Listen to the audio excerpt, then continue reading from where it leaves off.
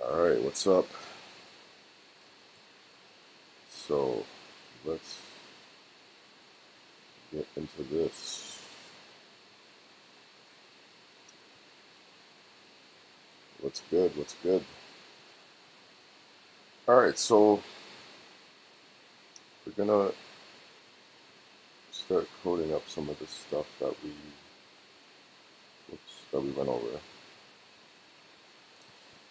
And what we'll do is we'll just build an interface with all of these different things on it to show you kind of like another cheat sheet kind of thing. So what we're gonna do is we're gonna make a folder and we'll just call it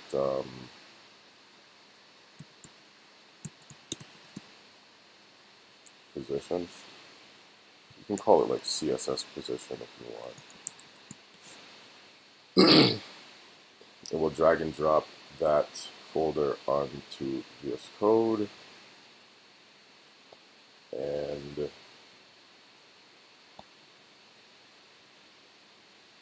we'll have that open here. So with that there,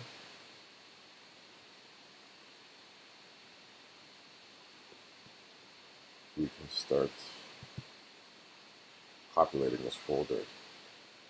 So all we're really going to need in here is an index.html.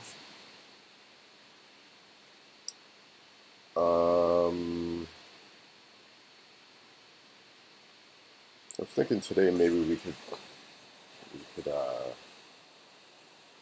well, actually, wait. Let me put another folder for images. Yeah, and then what we'll do is we'll write the CSS in the HTML file at first, and then we can like port it over to its own CSS file after.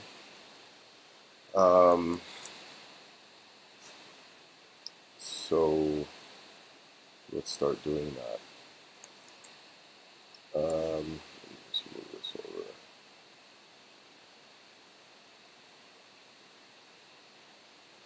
All right, so we'll get this started.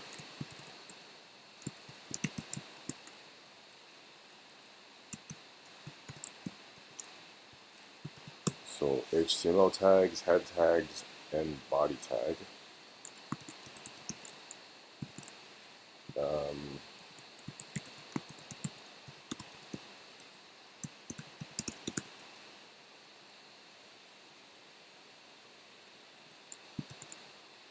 we'll do some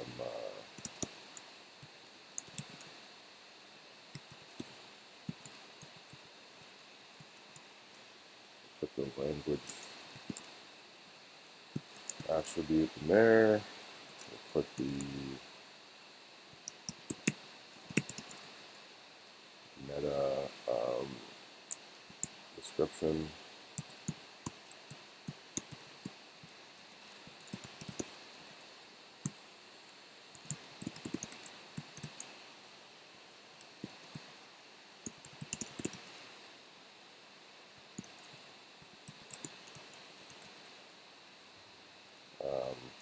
Well, and floats. I should put using a position property in CSS floats and what else? Align.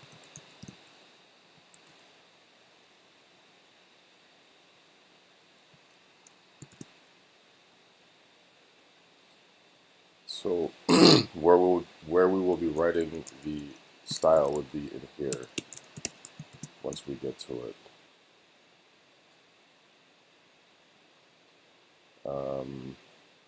And then after we can take all the stuff in here, move it, and then use a link instead there. So we're going to write a wrapper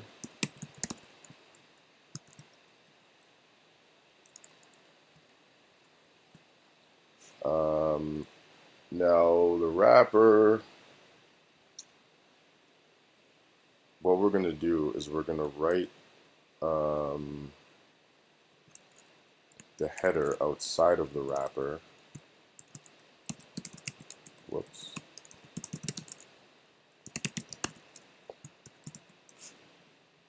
So the wrapper is going to be a sibling, sorry, the header is going to be a sibling of the wrapper. You're going to see in a minute why we're doing this.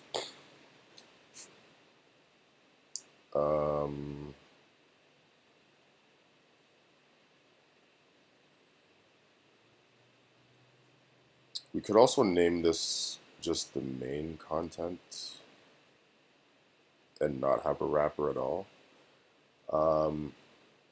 Actually, we will do that instead. We'll name this main, and then we'll name the footer will be out here.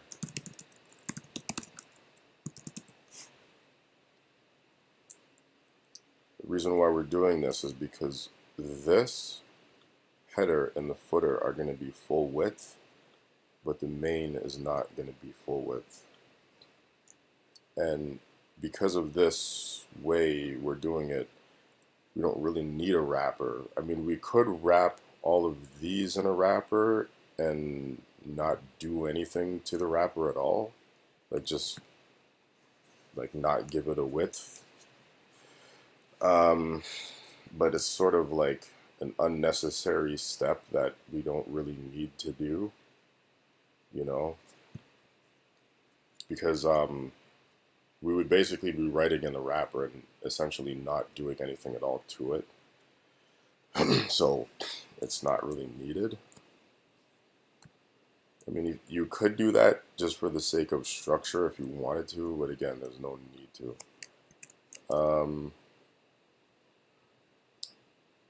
So in the header, we'll put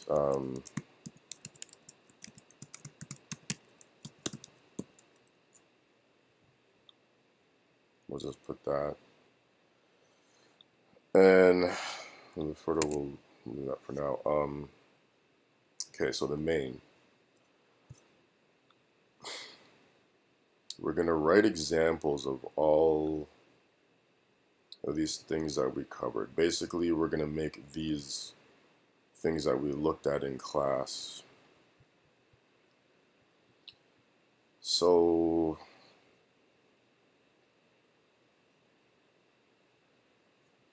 let me see here. Okay, so the first section we'll make will just be for the position property, and then there'll be subheadings for each position, right? So we could even wrap these different sections into their own divs. So we could do it like this.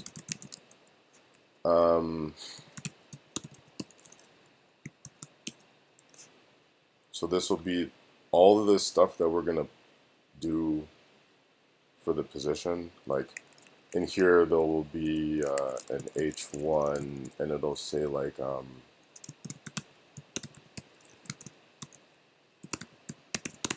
position property, and then under here there'll be an explanation of what the position property does, and then there'll be H2s for every different position property, right? So this div will be the container for all of that information, and then we can have another div. Yeah, we can have another div for the next subject that we covered, which would be what the hell is it? Well, z-index, because z-index is its own kind of thing, and then we can do one for the floats, and then one for the alignment. Actually, we'll just throw z-index in with the position property just to put, just because it needs a place to go. So the next one we'll do z-index and then float. Yeah, so this one will be floats, and then we'll do all the float stuff in here, and then the next one will be alignment. You know what I'm saying? So we're kind of just giving each section, each subject matter section, its own div container to exist within, right? This is probably the best way to make it easily read when we read it. So, okay, position. So we'll put some H2, I guess. We might change the H2 to H. Actually, no, we'll just leave it as H2, and if we need it smaller, then we'll just make it smaller in the CSS. So the position property allows you to move objects around the page. Allows you to move objects around the page. We do this by this should just be damn paragraph text. We do this by giving it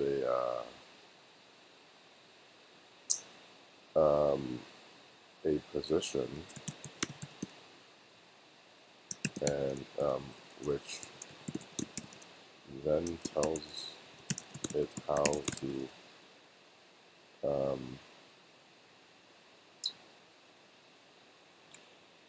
no, I'll word it like this, which by giving it a position which tells the object how to move itself in relation to something else,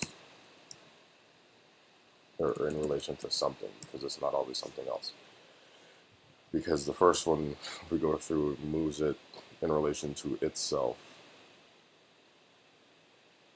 So we can change this from H2 to paragraph.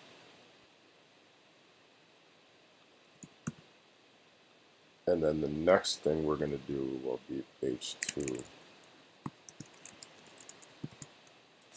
So yeah, position property is a heading, and then we give a description of what the cheat sheet is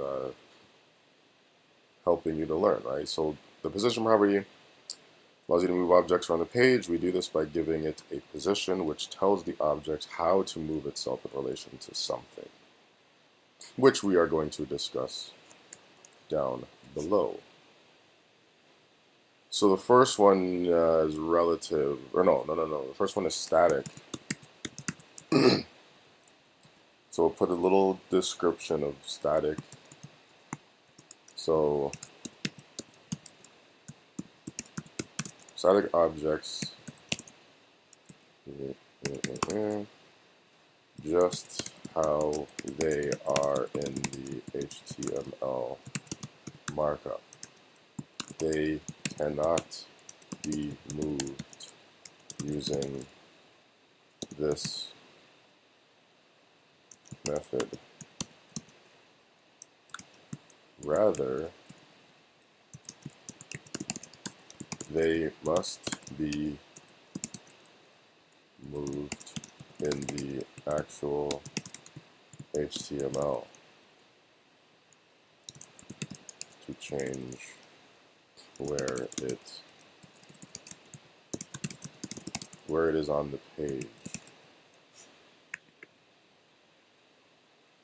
So I'll read that again. Static objects appear just how they are in the HTML markup. They cannot be moved using this method. Rather, they must be moved in the actual HTML to change where it is on the page.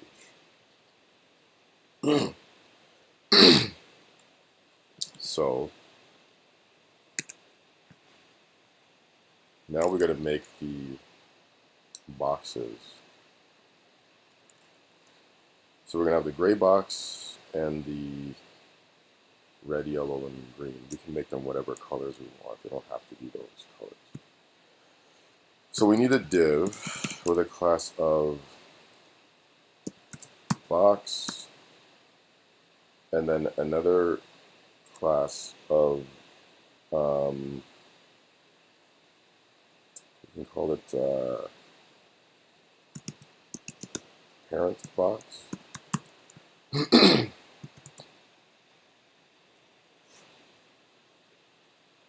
Or you can name it parent box or container box. Then we need 3 divs. So this one is going to be box, box, red, or you can name it box dash dash red, whatever. And then we need the other 2. So box, box dash dash blue,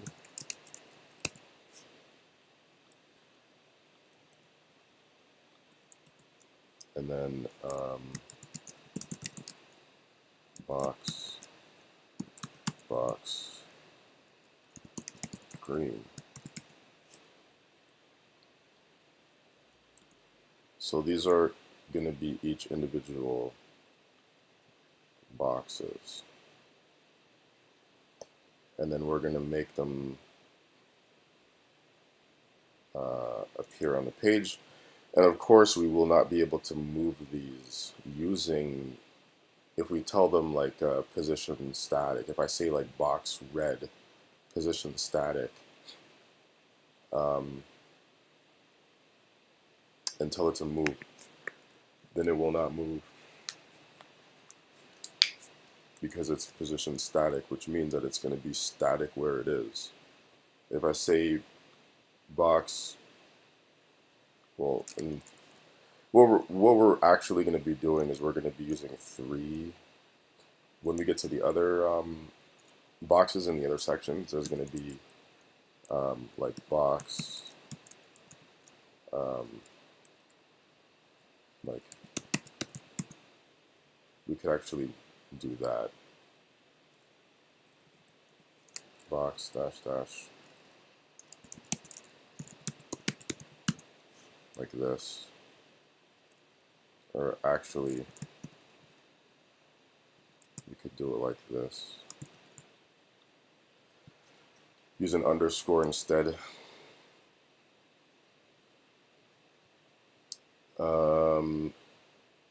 So if we tell this one here to be static, position static, and we tell it left 100 pixels, it won't move because it's static.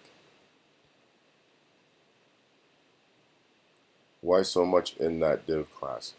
I'm going to show you. We will get to that. Trust me, we will get to that. But I can't show you using this one because it's static, right? But the other ones, you'll see. Once we get to, what are we doing next after static?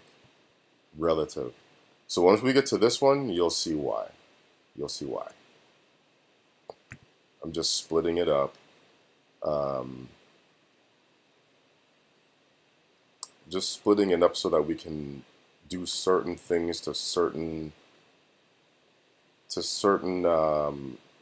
class names, and we can share certain class names. But trust me, when we get to the CSS, you'll see. You'll see.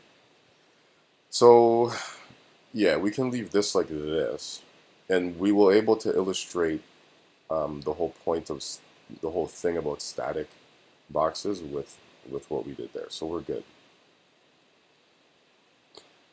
So we're going to keep this trend here going with an H2 saying which property we're talking about, and then we're going to write a little description about it, and then we're going to have the same box things going on here.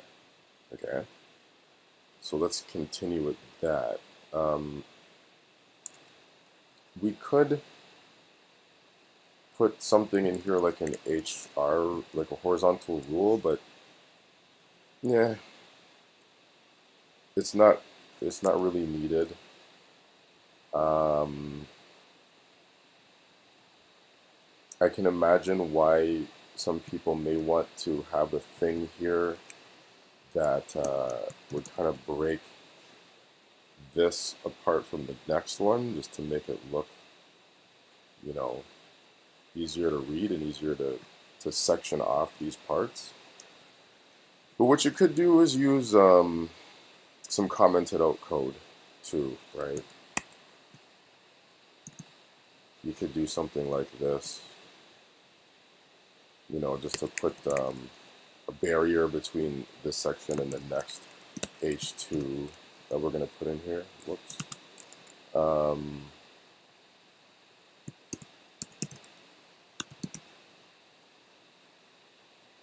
so, okay, and then we'll put the description of it. So, yeah.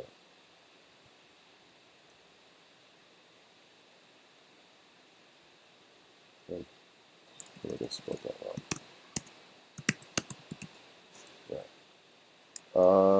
So relative, and then we'll put a paragraph text in here, and we'll say relative positioned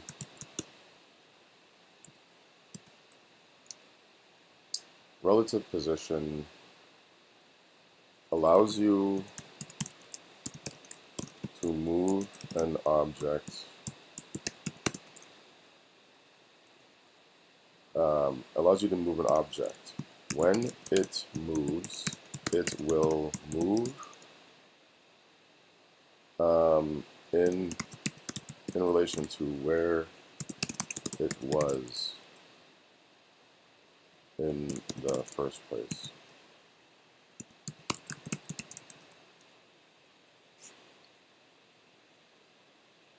Simple as that, because that's literally what it does. You move something, it moves the thing in relation to wherever it was. So if it had margin on it, it's going to move from where it was with the margin. If it had padding on it, it's going to move from where it was with the padding on it. That's all it does. It's like, again, like I was saying, if I told you to get up off your chair right now and stand up in your original position, which is where you are now, and take 2 steps forward, right, then you would be moving from your original position. You know, that's all relative does. So we can copy these boxes here. We don't need to rewrite them.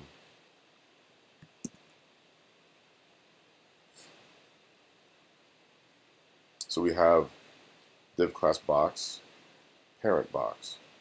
These are going to be the same as these ones. They're going to be shared, right? Because this box is going to behave exactly the same as this box. This box here, the only difference is that we're going to change this to this. And we're going to do the same with these. We're going to have box blue relative, box green relative. But these are going to be the same, right? Like box red, box blue, box green, all going to be the same. Why? Because we're going to tell this to do a certain thing, so we only have to do it once.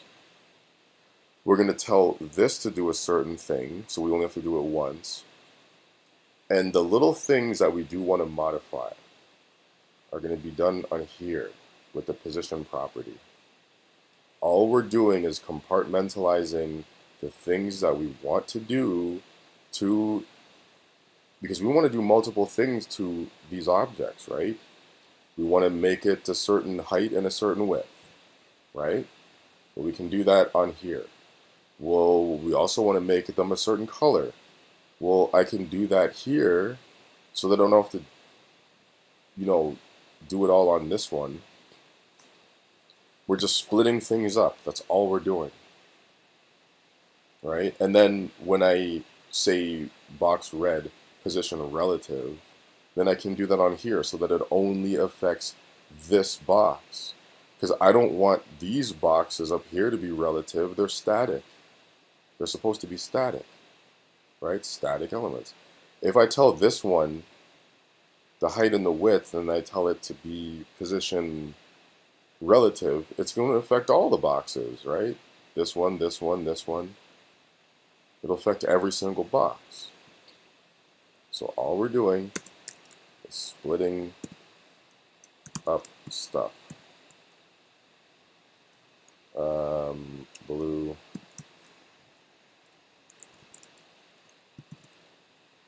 And this could actually have been,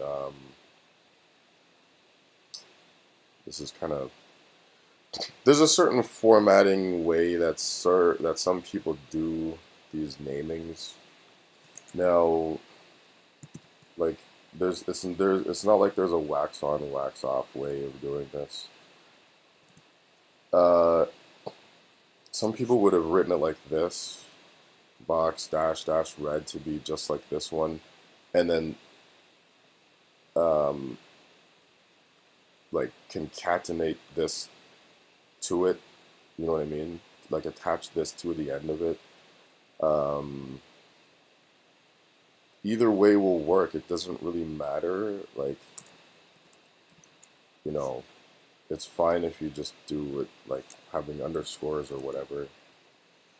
Because at the end of the day, all it is a class name. You don't have to write it any particular way. As long as you know what it is. If I can read it and know what this is targeting, then, you know, um, then it's all good, right? So box dash dash blue relative. Box dash dash green relative, and that's good to go. So these are going to have, again, as you can see, they have 3 class names. First class name, the second class name, and the third class name. My damn thing is so jumpy. Let me do that there. So 1, 2, 3 class names. And again, we're doing this to split up what we're going to do in our CSS. So there's relative stuff. Now we're going to do, so we put a little commented out code there. What I'm going to do is label these, or static. Yeah, that's what I'm going to do. I'm going to do the label on the static one, and then all of them, the commented out code.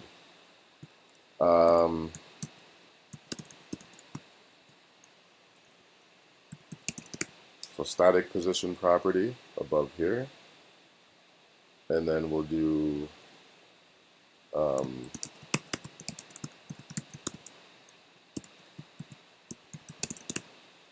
relative position property above there,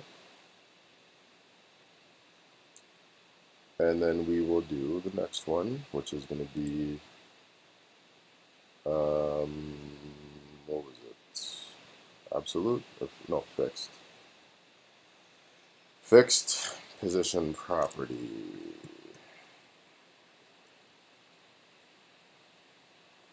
So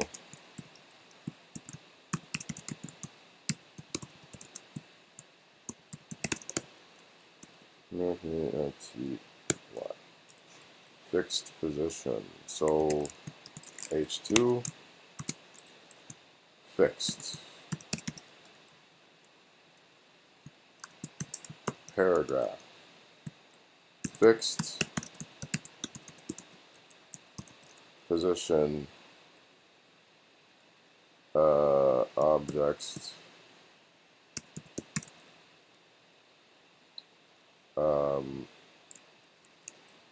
are placed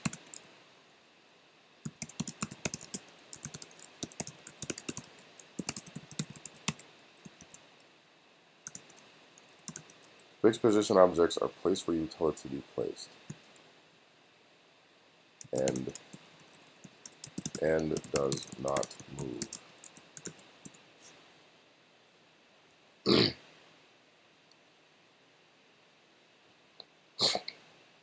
I want to add something up here. Up at the top where it says position property, it says the position property allows you to move objects around the page. We do this by giving it a position which tells the object how to move itself in relation to something. We got to add more to this. What the hell? In relation to something. After you give it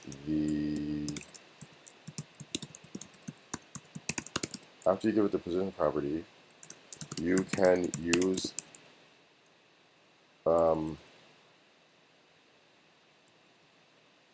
after you give it the position property on the next CSS line, or it doesn't have to be on the next CSS line. After you give it the position property, you can tell the selected element to move top, right, bottom, or left.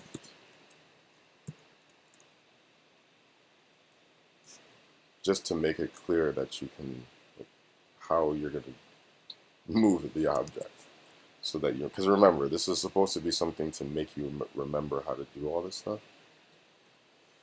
So after you tell it which position, how to orient itself, you have to tell it like top 100 pixels, bottom 200 pixels, whatever, left. There's more detail that we can add in here as well, like stating how these objects move.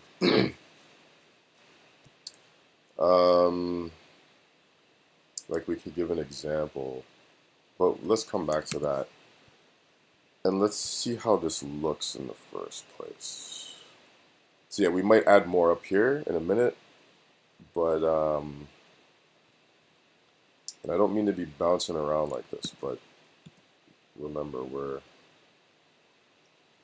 building this as we go, right? So that's kind of how things work.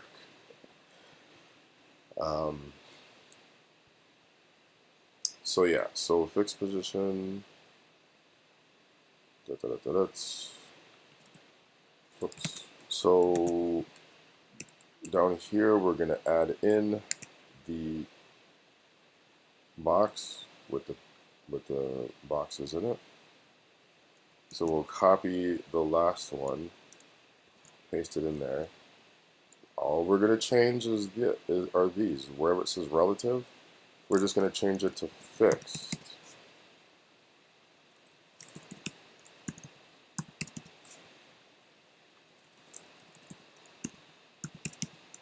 Just like that. And then we're good to go with that one. We will be adding in another property under fixed. We'll name it. Well, we could actually do this next one that I was going to do here. We could do it with navigation, actually. We can add in some navigation right underneath the header. And we can use that to illustrate how the sticky positioning works. If y'all want to do that, we can do that. And then we could link to these parts of the page, actually. Like we'll link to this, and then we'll make the next one link to this, and so on.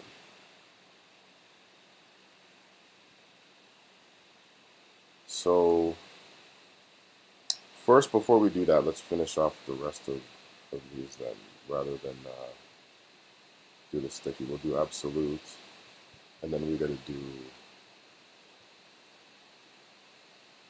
we did relatives. Oh, so yeah, so we got to do absolute. So we'll do that next.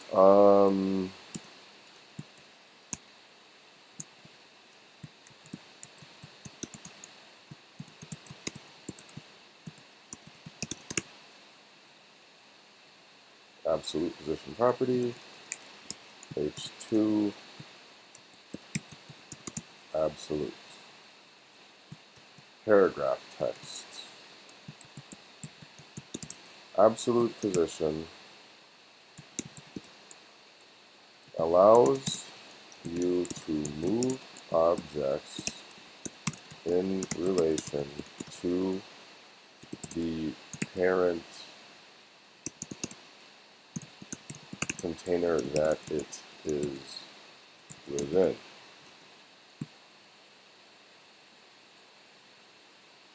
Think of it like moving a thing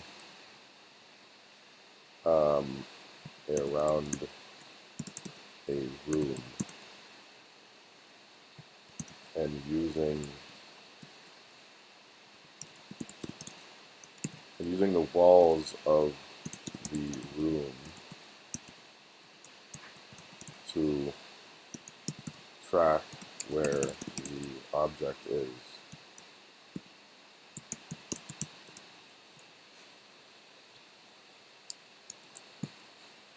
Remember though,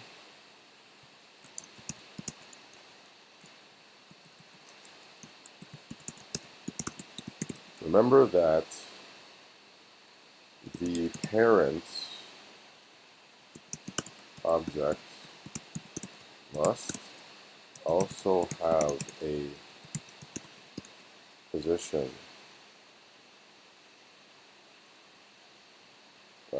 like a CSS position for this to work properly. Because if you don't tell the parent a position, then it throws it all off, and it doesn't work, and everything goes all haywire. It's a pain in the ass. If you forget, to put the CSS position in the parent, then yeah. Especially when you're new and you don't remember, and you want to throw your computer out the window or out the wall. So we're going to put the boxes again in here, and we're going to change the fixed properties to, you guessed it, absolute. Absolute, absolute, absolute. Okay, so we got, save that, refresh it, take a look, boom, absolute. So we got 1, 2, 3, 4. So those are all good to go. Yep. And we can put our, we'll put nav here. So right underneath the header, we're going to put the nav bar. Okay. So we're going to do three links. Oh, shoot. And you know what? We got to put the Z index down here too. We'll do that. But we're going to have, so position. One link will go to position. The next one will go to float. And then alignment. So in OL,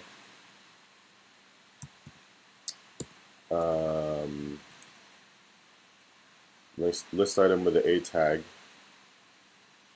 Actually, we're going to put 4 links. The first one will go to home, right? So hashtag home.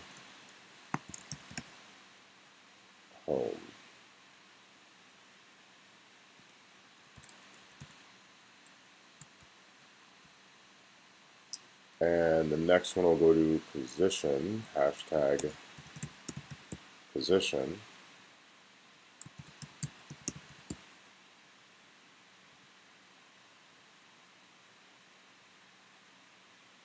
Why can't I bloody spell for it? Position.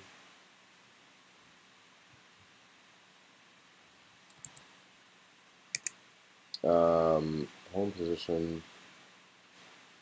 What's the next one? It's gonna be floats. So floats.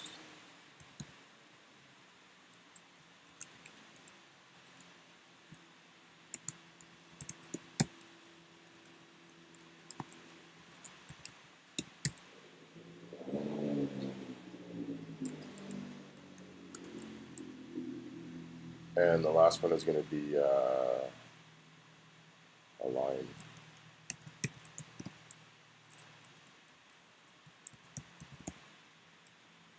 There. So we need to put IDs on the page where we need these links to go to, right? Because this is going to target an ID. I'm just going to put an ID on the HTML tag. I guess I could have do it on the header tag too. Let's see. Well, we'll find out if that brings it high enough to where I want it. If not, then I'm going to just take this out and put it on the HTML tag, because this will definitely bring it to the top of the page. This one, we're going to want to put an ID on here, right?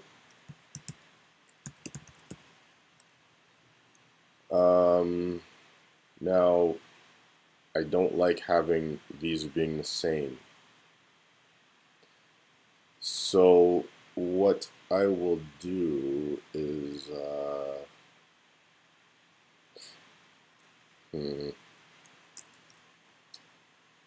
I'll just give it something extra to,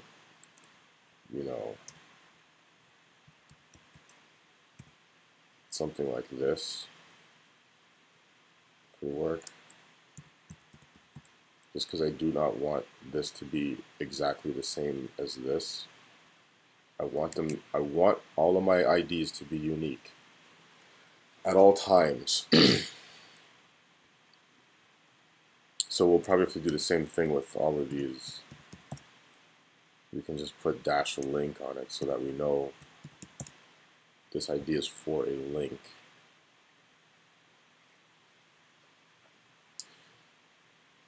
Let me pull the chat back up just to make sure everything. Yep, I'm caught up. Okay, so that should work. That should be all good. Oh yeah, the z-index thing. Let's put that here. So underneath this div, underneath the absolute div box thing there, we're going to put the z-index. Even though this is not technically, this isn't a position property, this is something that relies on you using the position property for you to use the z-index. But, I mean, we could make its own section for it, but yeah, whatever. Like, yeah, if we made its own section for it, then we would have to put its own link in there and all that stuff. It's just, yeah. it's not that big of a deal if we just lump it in here with all the rest of this junk. So z index.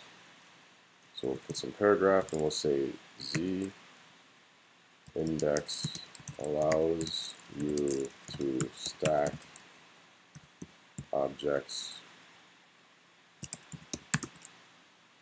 higher or lower than other, like more higher or lower, above or below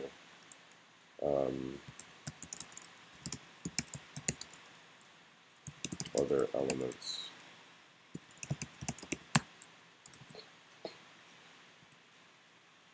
And we're actually going to see a use case for this when we actually code up this and we give we position this navigation bar sticky. We're going to see an example of why we need to use this.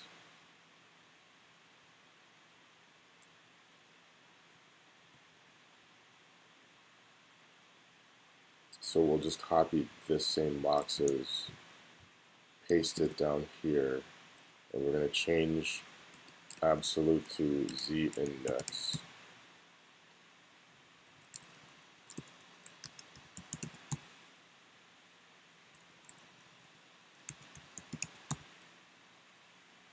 Just like that. Z index, Z index, Z index. So that covers that.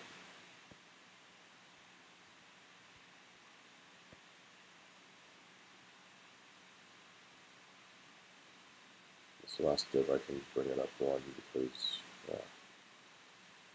So now we can get to the floats part.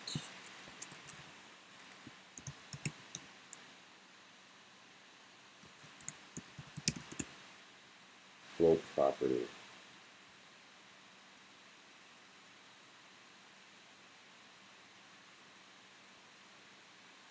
So position property, yeah. So float. Now we don't really need to write. Well, yeah, we can. There's a few examples that I can show you with the float thing.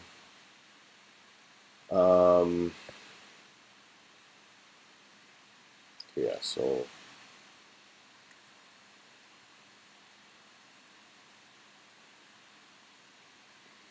let me just think. There's one thing I want to show you in particular. I'm just thinking of how I can write it in there. Okay, so page 1.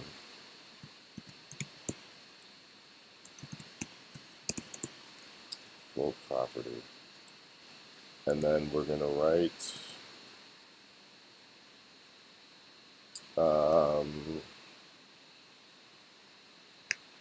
some paragraph.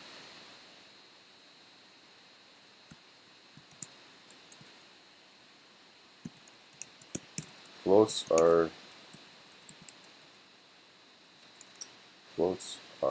mostly used to wrap text around an object.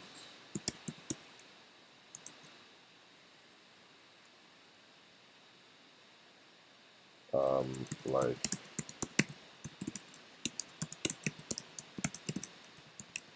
image, for example. So floats are mostly used to wrap text around an object, like wrapping text around an image, for example. And then we will do an example of that. We may wrap this in its own div. I'm thinking. So let's say we have, whoops. We can use one of the boxes for, actually, no. Well, we could use this. We'd have to add,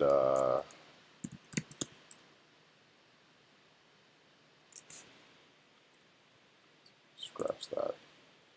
Let's get an image.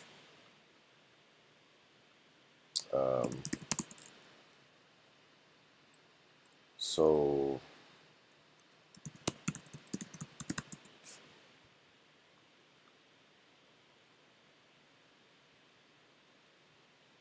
just Google some image and get a like a fairly small image. I'm gonna use this one and I'm gonna save it in the what's it face that I made. Stop doing that, damn it.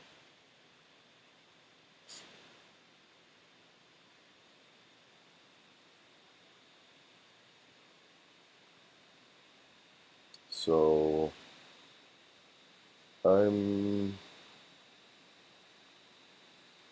where are we now? Gonna go in here and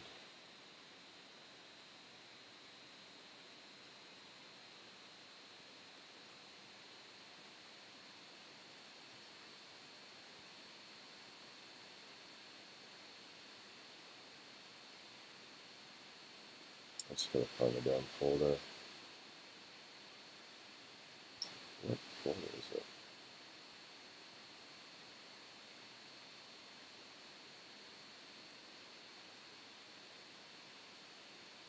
I have a folder open. There it is.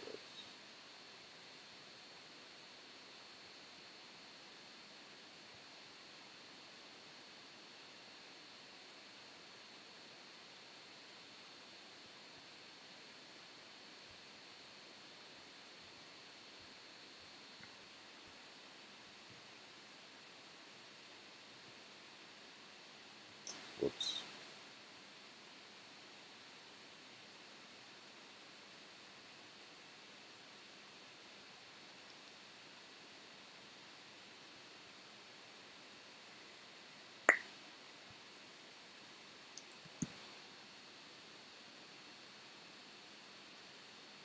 Oh, okay. So yeah, just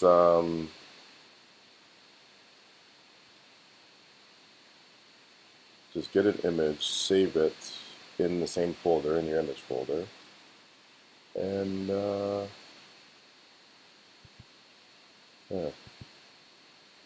then we can use that image instead of using the div. So my bad for that. This folder that I'm working in is not where I thought it was, so I had to find where I am at. So we're going to put this image down here, and it should be img / the name of the image. Always use an alt tag. And underneath of the image, we're going to put a bunch of text. So we're just going to use lorium text. There, and that'll give us a good bit of dummy text there. And then we're going to wrap this text around this image.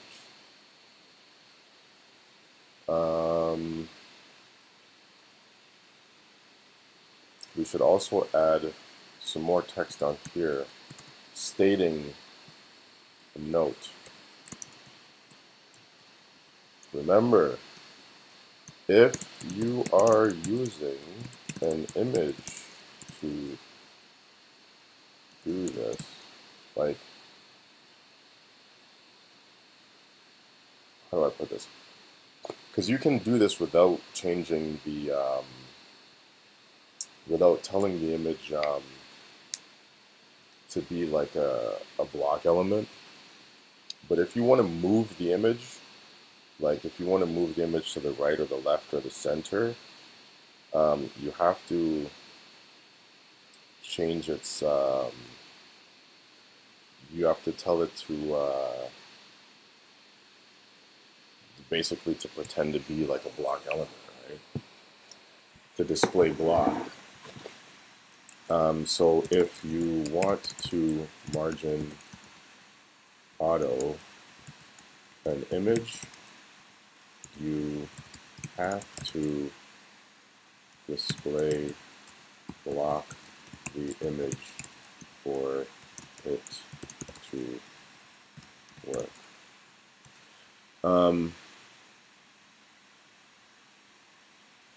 I should make this look like this. Display block.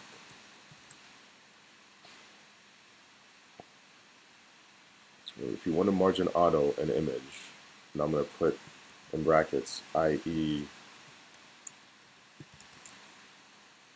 make an image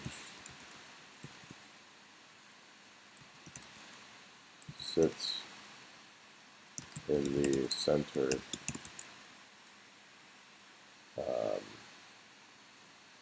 yeah.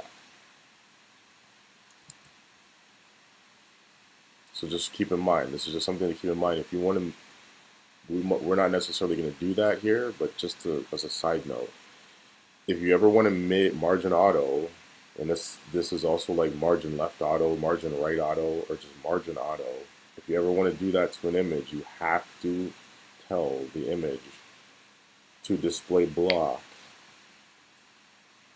because it's not a block element, and that won't work on the non-block element. So there's something to keep in mind. So that should be fine. We're going to obviously have to make this smaller because it's too big.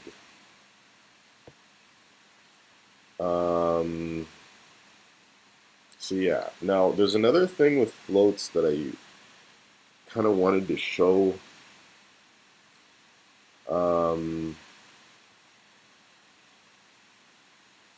I don't know if there's a point to me showing, like, there is a point to showing this, sort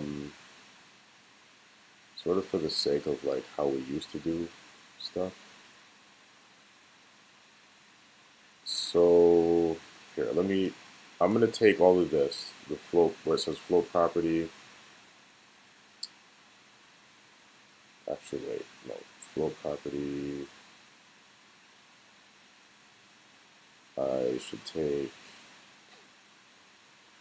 from this paragraph to the last paragraph, exit, and what is it doing that? Okay. X that off. And I'm going to make another div in here.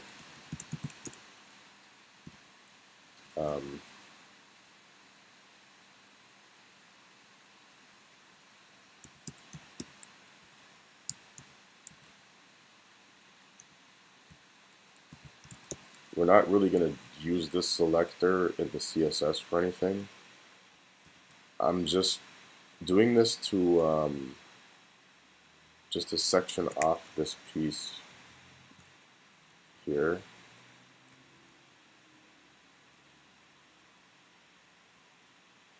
That's all I want to do, is just isolate this in its own div so that I can do another div down here.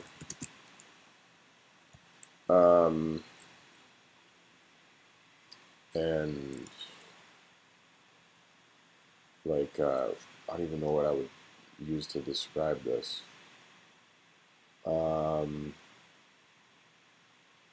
Layout float.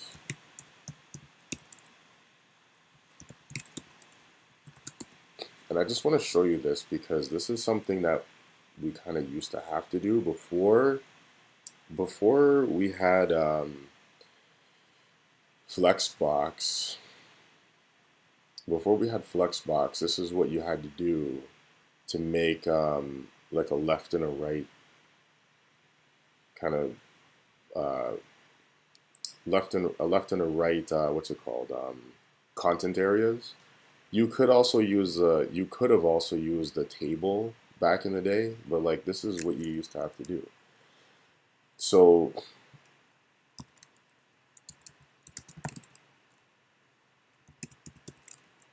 you'd have a container with a left and a right, right? And then you'd have content in each one, or whatever your content would be. We don't have to put any content in there. And then you'd float this one left and you'd float this one right. You see what I'm saying? We'll build something with it and we'll just mess around with it. So this is just, you know, what I wanted to kind of go through there with the floats. Now, the next one is going to be a line, which is going to be quick.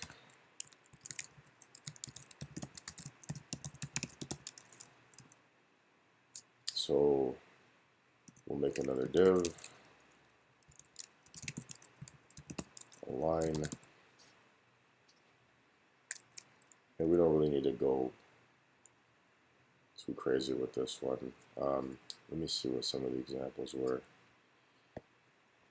because it's just, oh wait, no, we didn't even do that here.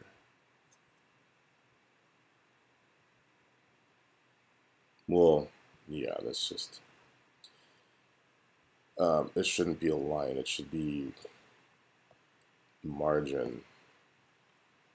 So this isn't that, it's margin.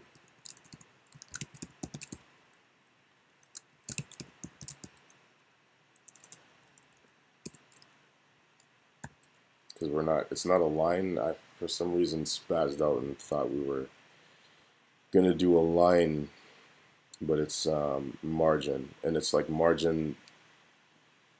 This, we should actually probably take this out of there and put it down here, which we will do.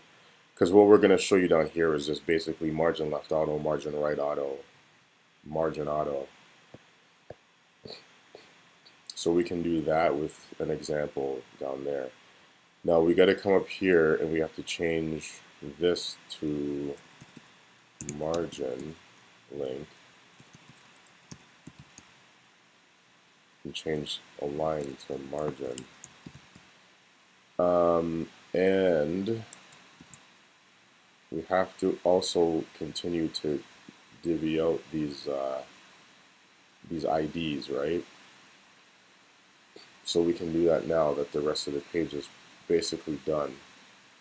We're going to add this stuff in here, but the page structure is pretty much done. So we have the ID for position link. We need the one for floats link. So down here with floats, we're going to put the ID of floats link. Now let me just make sure I put some, yeah, floats with an S. So I had floats with an S link, so make sure you remember if you use the just float or floats with an S, make sure it matches whatever you put up there in the whatever you put up here has to match the ID you give it downstairs here. The last message was no question. Can you read it now? Oh shoot! How did you get the image there? How did you get the image there? I have it in my image folder.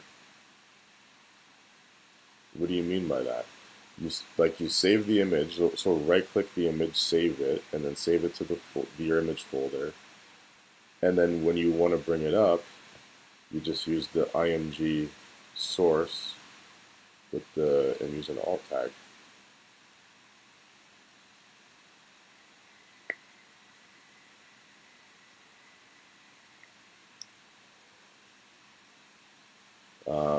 If your image is not working, one thing,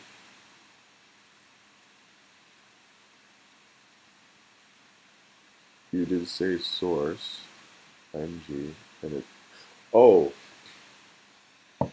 yeah, because when you do, look, yeah,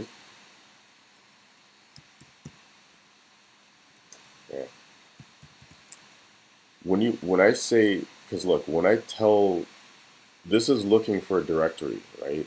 This is asking me to put a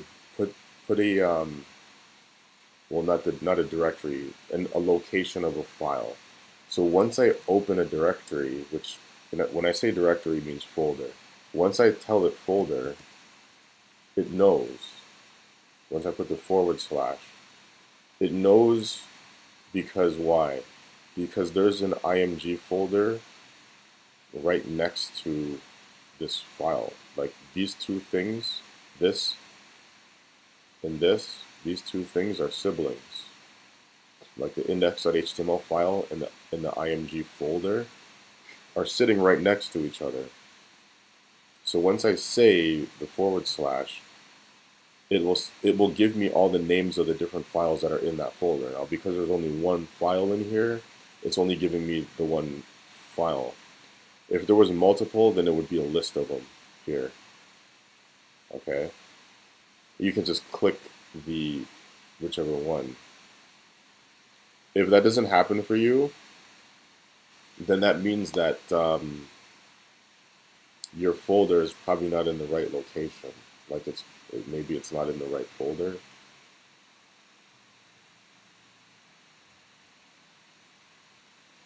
Right? Like you have, okay, yeah. So it's probably like a location issue.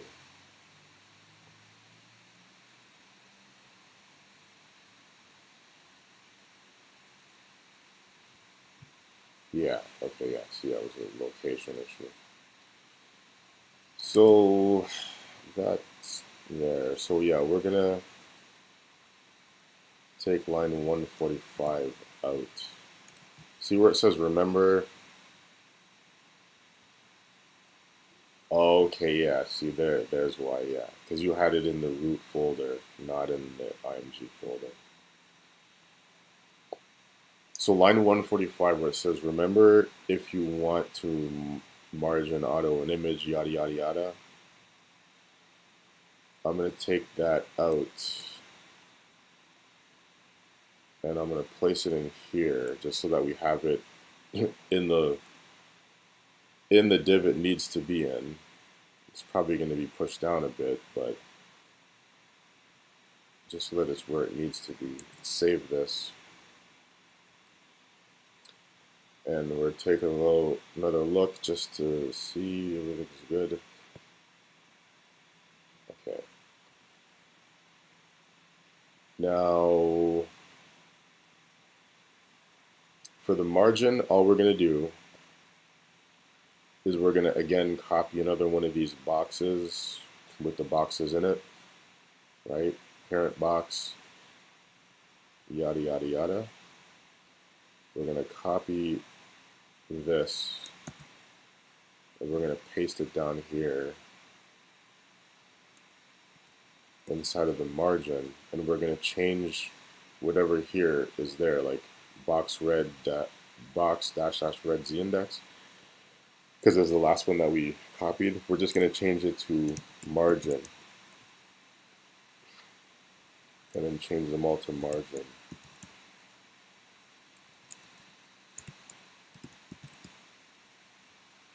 There.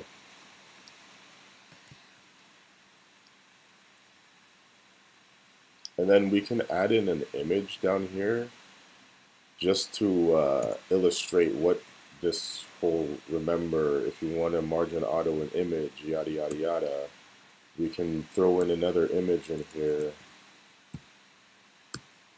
just so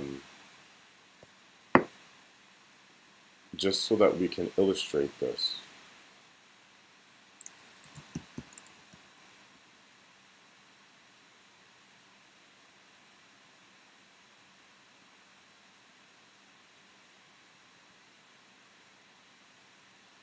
So I'm going to save this in the same folder, and it'll be there, and then we can call that up, img / See how now there's another image in there, right? There's the same one we used there, and then there's this one there. So we're going to use this to illustrate what we mean with that. So we're good to go with all of this stuff here. So we can get to actually writing the writing the CSS after all that HTML work.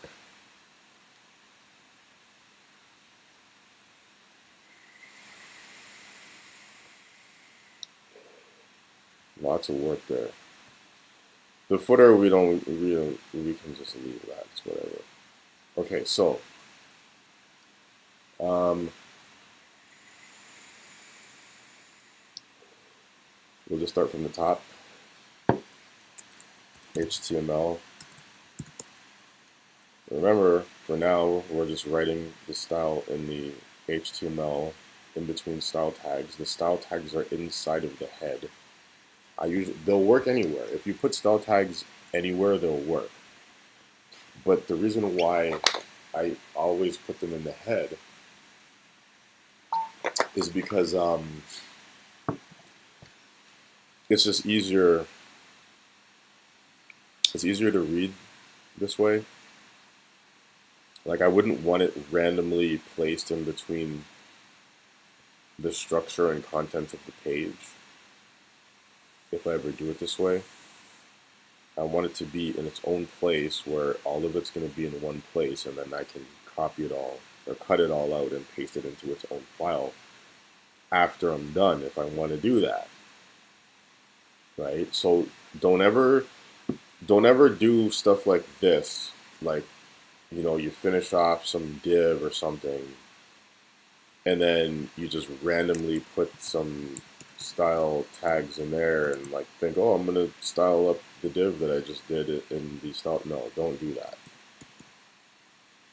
When we're, like I said before, when we write CSS in the HTML in between style tags, we only really do it when we're practicing or prototyping. You don't want to launch any project this way. You don't want to hand in any assignment this way. And even when you do use this method, you want it all to be in the same place, neatly tucked away where it is not going to be in the way. The best place to do that is right before the closing head tag. You can put your style tags there and write all of your style right in between there. And it's going to get long, yes, but it's still fine. We know where it is. It's good to go. So HTML, we're going to need to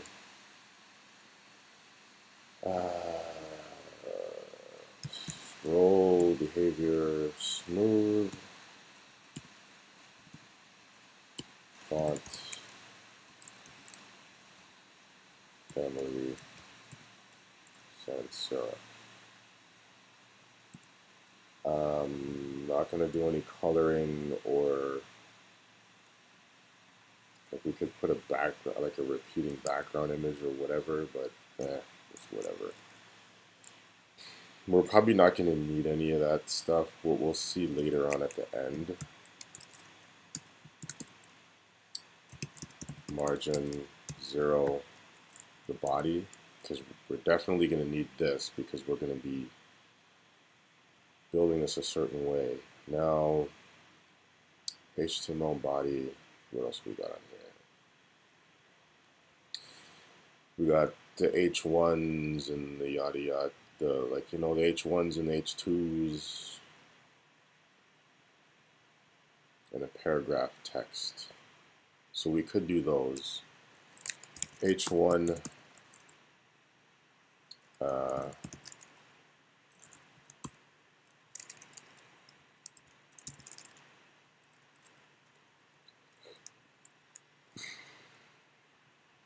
Yeah, we'll just do this because we're not. But I don't want it to get too much bigger or too much smaller. Yeah. H2.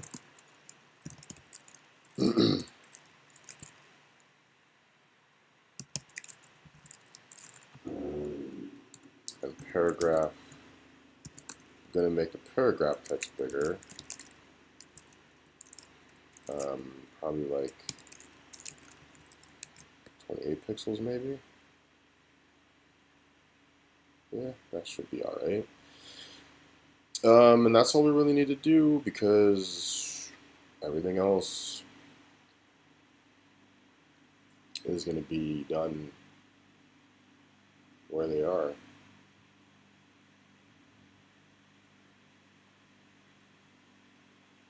Yeah, everything else is going to be done where they are, so it's whatever.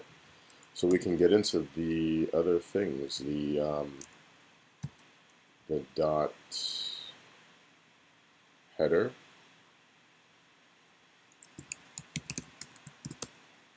That's the first thing that comes up on the page after the body is the header. And we don't need to tell it a width because it's going to be 100, like it's already, like the width is already 100% because it's a block element, so we don't need to tell it that. You can if you want to, but it doesn't matter. But we will tell it a height.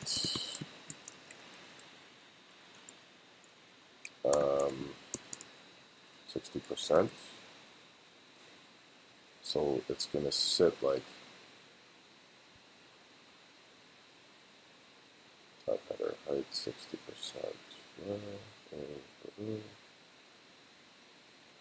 Did I typo that?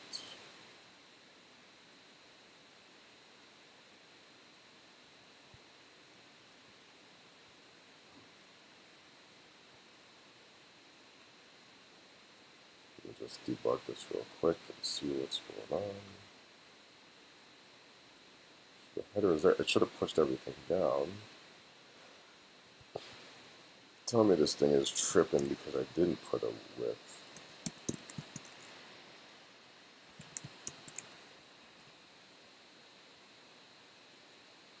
I don't think that's the, no.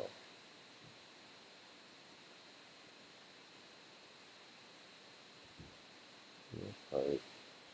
See, what I'm looking for is this should have got pushed way down. All of this stuff should have got. Oh, wait a minute. No, I'm tripping. It's the height. My bad. I didn't even realize I did this. Because this should be. There are some units of measure that I haven't taught you yet, and we don't teach them until later on. But I guess we're gonna have to use it anyway, so it is what it is. We got to use this. And now it'll work. See, I'll explain to you this later on down the line. But for now, think of this as like, you could think of it like percent. It works a little bit different than percent does, and I'll be explaining that in greater detail in a later class. So height 60 viewport heights. The background, we're gonna make linear gradient 30 degrees. Hashtag 000. Hashtag, just make it black. I usually just make it black and white just to get it going. And then I can change the colors as I want them later. Now, I'm gonna bump this up to 80. There. And I'm gonna change these colors to like something else.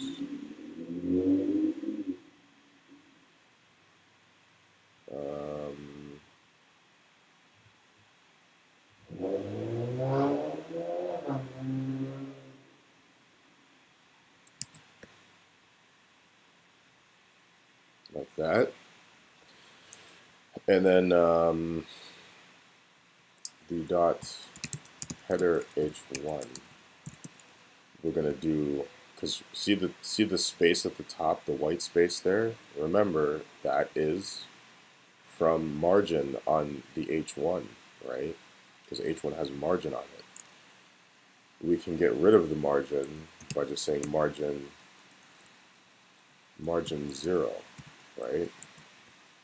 Now there's margin on both the top and the bottom, but I mean, it doesn't really matter if you get rid of all of it. We're going to change the font size to make it really big. And we're going to text line center like this. And then we'll push it down the page. We could even make it bigger than it is. Like, you know, like that. Push it down the page by using some margin top.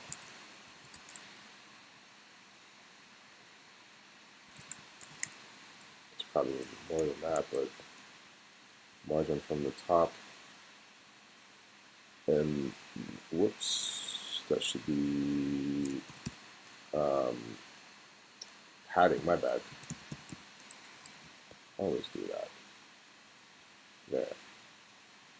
Because remember, margin pushed the whole thing down. We want the object inside of the thing pushed down. So yeah, a little bit less there.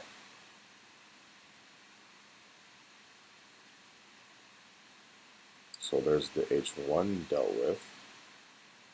And there's our header. Now we got to do the nav dot nav. This is going to be what's going to be position sticky. So we can write above the nav a commented out HTML code.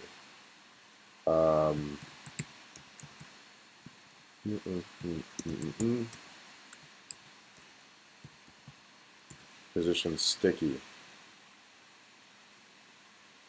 And we would have to write the description of what position sticky does in more commented out code, seeing that we're using this functionally. We could write the sticky will position an object in a fixed position until it gets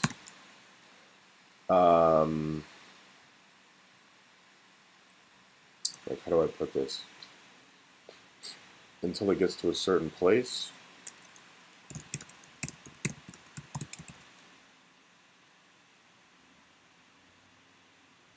No, that's not the best way to put it. We'll position an object. No,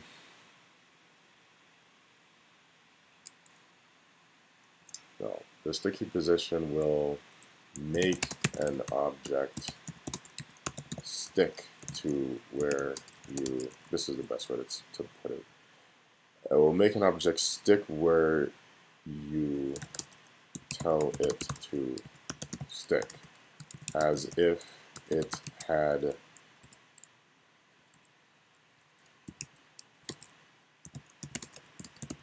glue on it and you throw it at a wall. So in other words, so it says here, the sticky position will make an object stick to where you tell it to stick, as if it has glue on it and you throw it at the wall. So imagine you have an object, you throw it at the wall and it sticks on the wall. Our nav is going to sit down here, and when we scroll down, it's going to stick to the top of the page, because we're going to tell it to, like, top 0. You know what I mean? once it gets to that location, it's going to stick there and stay there.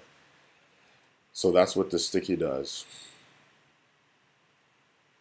So now, first off, we have to give it the height and the background color and all that good stuff. Height, 80 pixels. Background, we could even give it another linear gradient if it won't look too messy. It might look stupid, so I might not keep this, but let's see. And probably not the same exact colors, but like,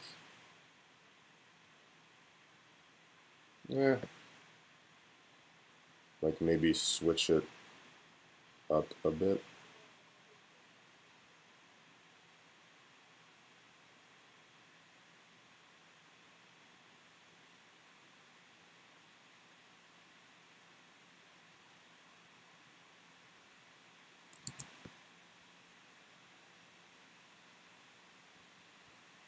That might work. And we could change the degrees on here. And that could work.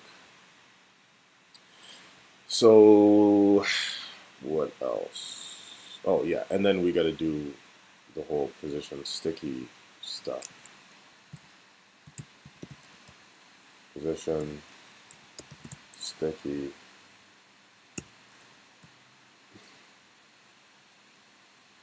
Top 0. Now, before we get to taking a look at this, we got to do the dot NAVOL and get rid of the damn margin in there. Margin 0 because of the space that it has there. See? So let's see. See now how the nav bar sticks to the top? Because we told it. Position sticky, top 0. There's more that we're going to have to do to this, but we're going to leave it like that for now with the sticky part. Dot NAVOLLI, and we have to tell these to display inline block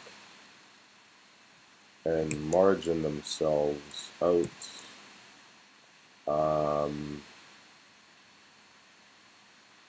Well, we don't really know yet, but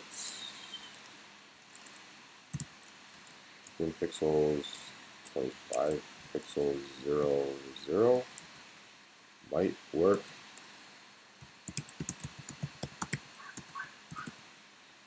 So the A tags now, we want to get rid of the text decoration none and change the color because we don't want them to be that blue color. We can make them just black.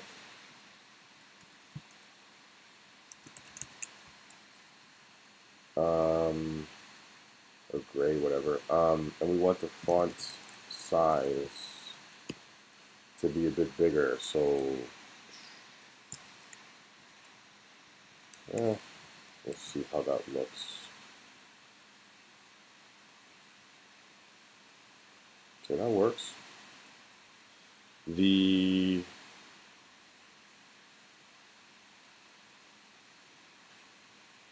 What's it called? Something's off. I think it's this, the first margin to push it down, it needs more. Yeah. Okay, so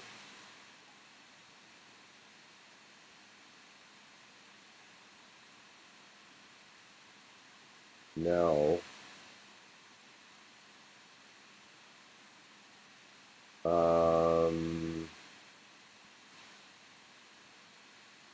could do that NAVOLLIA hover and like change the color or something.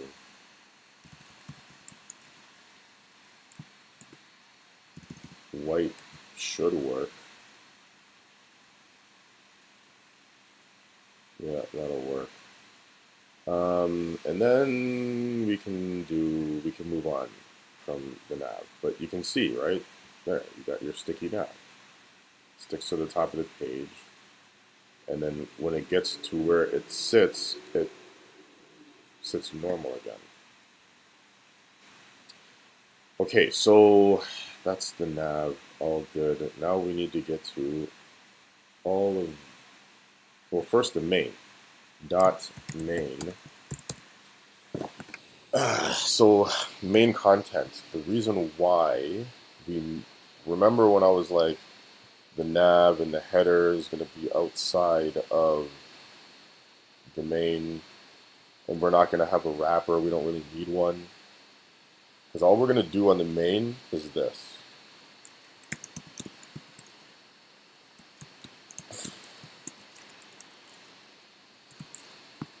We're just going to make it sit.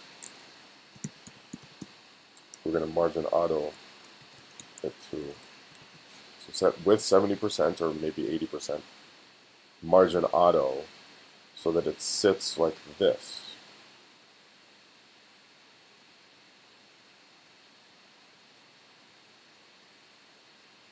And that the header sits full width, and the footer is going to sit full width too.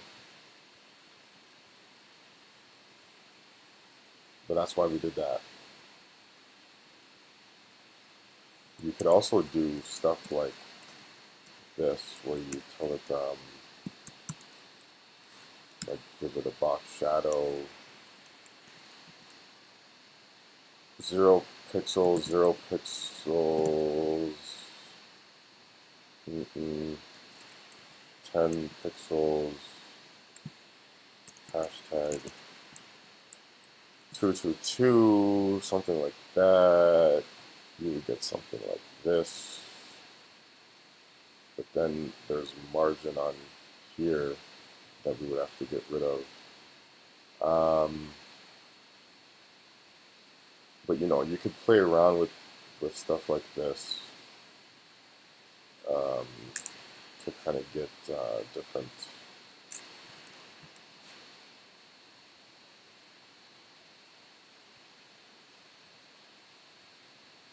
a different kind of look. Or alternatively, you could use just what's it called, border left and border right, border left,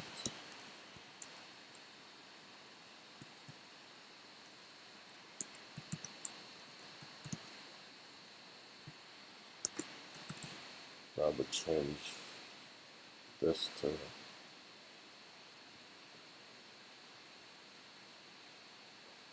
so you could do this as well, put a border left and a border right. And this would give you something like this, where there'd be a border on each side of it. But again, this you have to zero out the margin to push this back up so that it's right to the, you know, you could do that. I'm gonna leave it though, just like this. One thing I might do is make this a little bit wider, 80%, like that. Okay, so let's keep this moving. Main, now we got to do, we're not going to be doing anything with these. These are just kind of there so that we know that it's in its own as structure. We don't need to do any style to it. We need to style the boxes though now. So let's get onto that. So this is where I hope you all are paying attention. Okay, good. So far, so good. Awesome. So I need y'all to pay attention to this part here, because now we're gonna learn why we did all this stuff here. Why we use like 3 different classes for the smaller boxes, and we use 2 classes for the gray boxes. Why do we do that?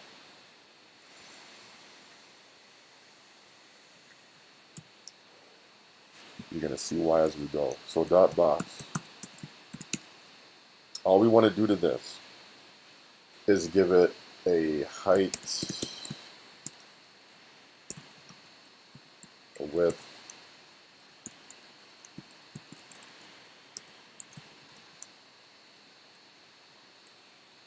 what else?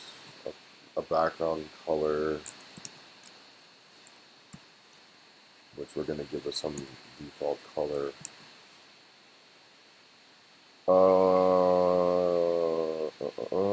Margin 2. Yeah. Yes, margin as well.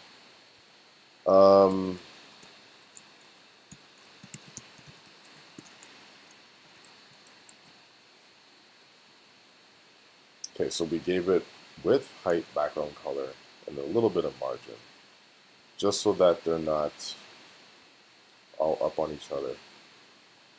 Now, here's the thing. You can see the boxes are there, but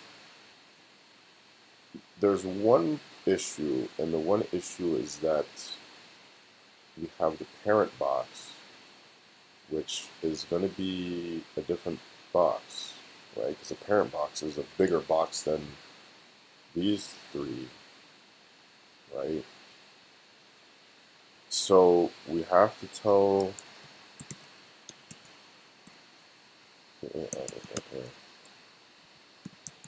parent box to have a bigger width and a height.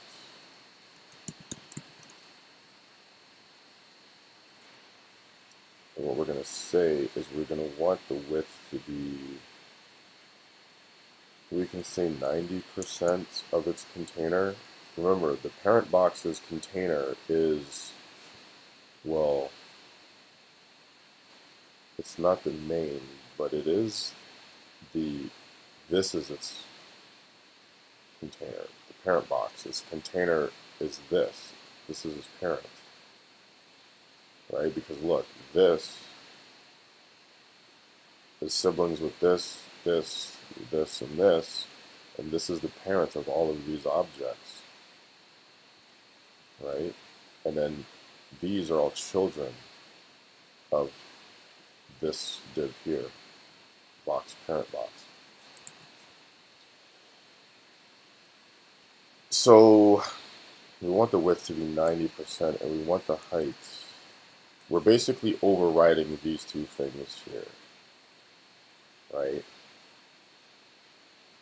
I mean, we could have just made, we could have just did this with just the parent box and styled it up one time, but let me just show you why we can change it. It's fine, we can change it, but height, let's say, well, the height can be auto. Like, we don't even need to put that there. We just really just changing, or no, we do have to change the height. Sorry, we do. So height auto, because this height auto is overriding this height here, right? So now if we look at this again, now we can see the parent box is now bigger, right? We could also override this color just to make it a little bit lighter so that we can see the other boxes again. We'll make it like the light gray. So this is overriding the width and the height, and this is overriding the color. So there.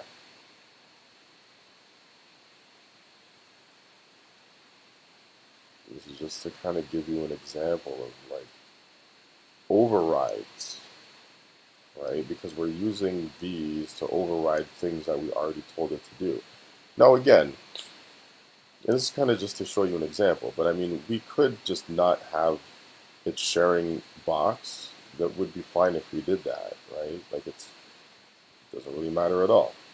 We can go and get rid of the box selector on all of these the parent boxes, but like this, it'll just be div class parent box. We could do that, but again, I'm just trying to illustrate to you how overrides work and understand that you can share these classes along different lines, even along lines of parent and child, right? And there's no wax on, wax off way of formula. You can literally formulate this however you want. If I get rid of those and just use the parent box selector, then it'll still work, right? All we would have to do is add in the margin if we wanted it to, but what we could do is add in padding, because the padding is going to give it some room inside like that. And that's all well and good.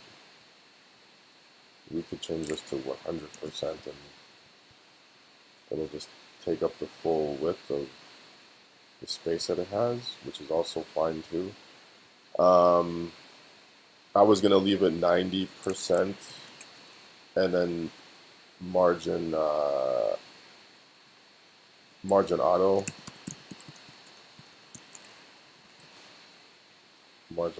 it like this,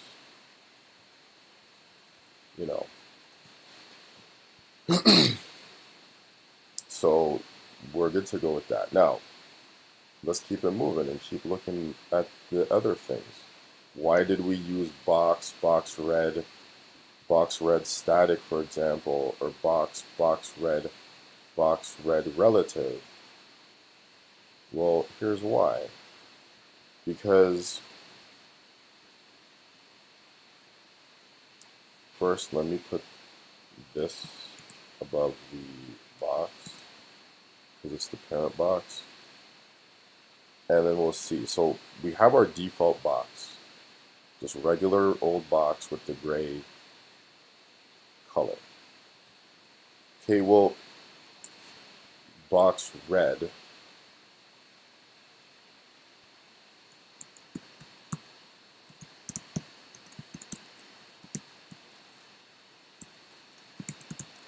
background color, red. Let's see what happens when we refresh the page. Okay. Now, do you think I would want to go in and individually make every one of these boxes for every different one? Static box red, relative box red, fixed box red, absolute box red.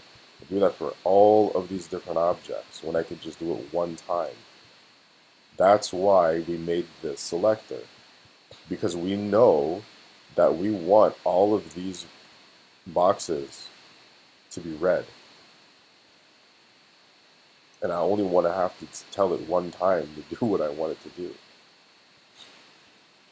But I don't want what I do on here, for example, to affect both this one and this one, because this one's going to do something different. So we're splitting up the individual tasks that we need to accomplish with one object. Because look, one object so far has two tasks.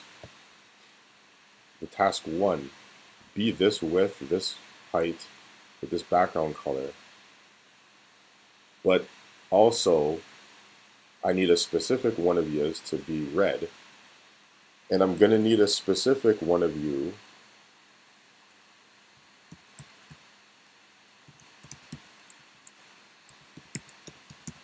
to do something else. Like I need, to single out each different task, a different command. Now, we need to go back though. Well, first we need to color the rest of the boxes. So blue, background color blue. I might change the hues a bit, so they're not so, you know. And then dot box green.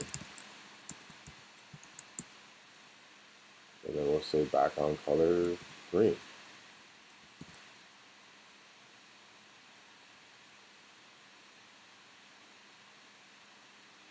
But this sets it up so that these boxes will color themselves how we want them colored. But let's say I went in and added another box on here, like, and maybe I didn't want this one to have any one of these colors. And I didn't say that.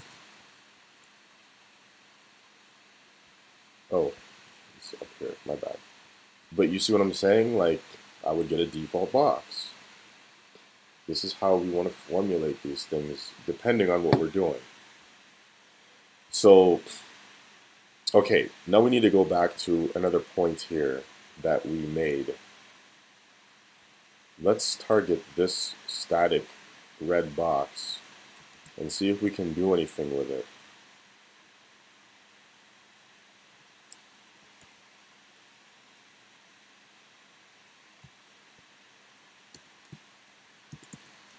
So we will position it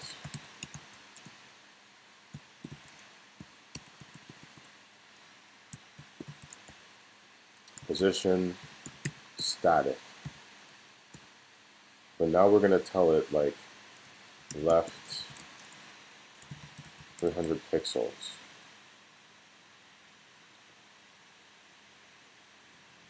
And it doesn't move. Why does it not move? Because it won't move. Like it says, static objects just appear how they're in the HTML. They cannot be moved using this method. Rather, if I want to move this red box somewhere, I gotta legit go down in the damn HTML and cut it out from where it is, paste it somewhere else. So they will flip position. That's the only way I can move them. You know what I mean? So that's the thing about static position things. They're gonna stay where they are and they're not gonna move. Right? So static position is just what it is. So now we can do relative. We'll copy this modifier here.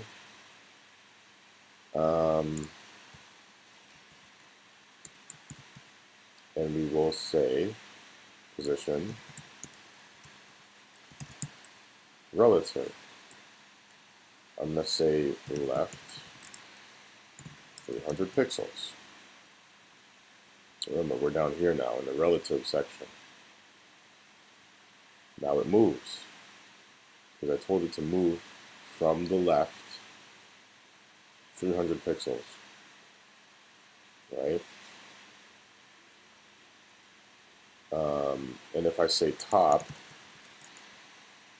20 pixels, it's going to move from the top as well. It's going to move it down, right?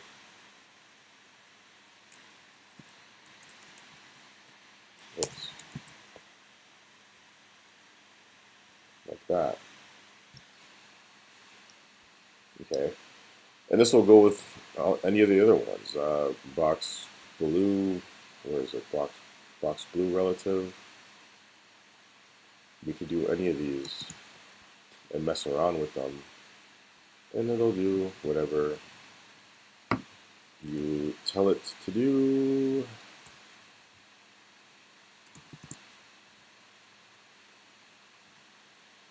you know, position relative.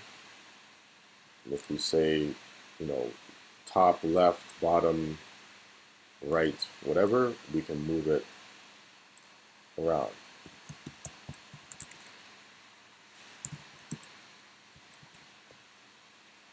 So it's just going to move 200 pixels up from where it was, from its original position, which is just where it was. Okay, so that's relative. Now we will move on. Oh, and again, these should work, right? Floats.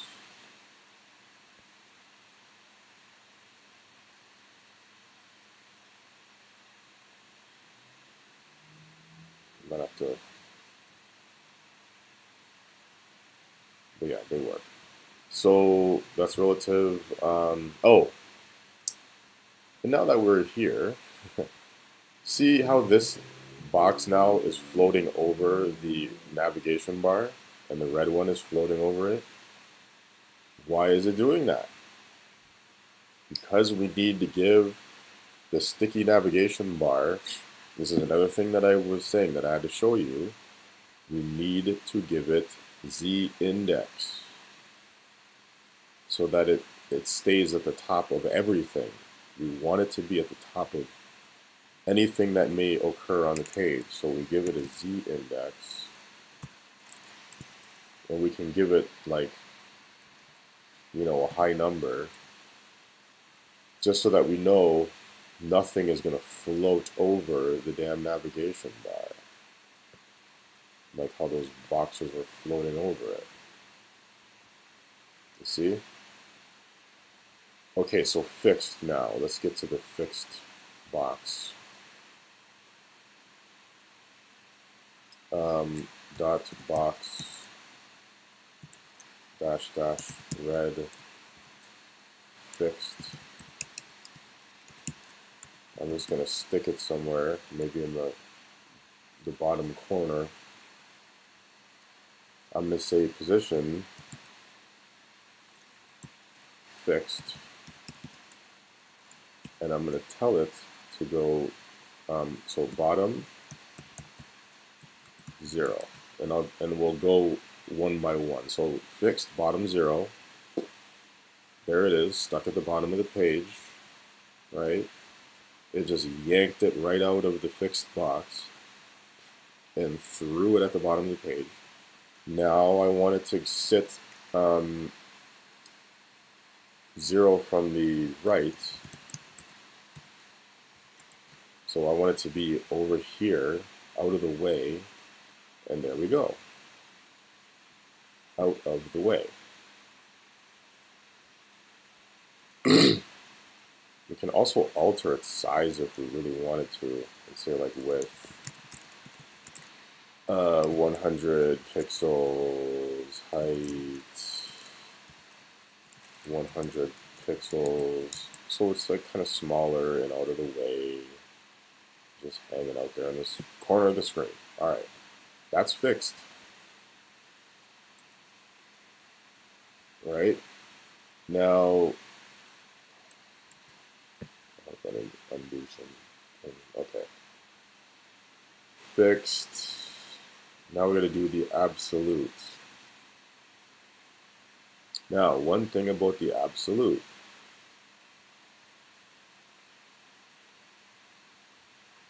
We have to make the parent box also have a position, right? And I don't want all of the parent boxes to have a position. So how are we going to alleviate that? We just give it another class, parent dash box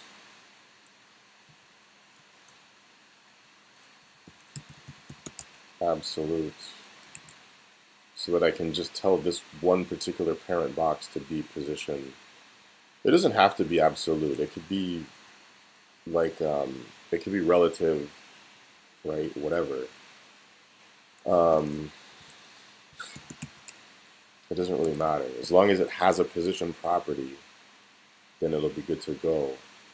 But we have to make sure that this parent has a position property on it so that these will act right.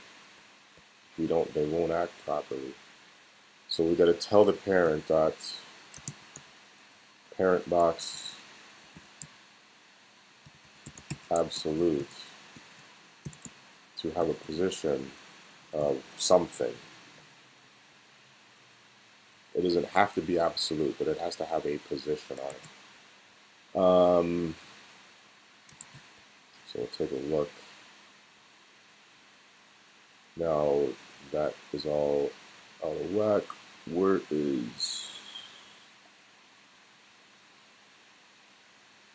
Hold on 1 second. Let me just...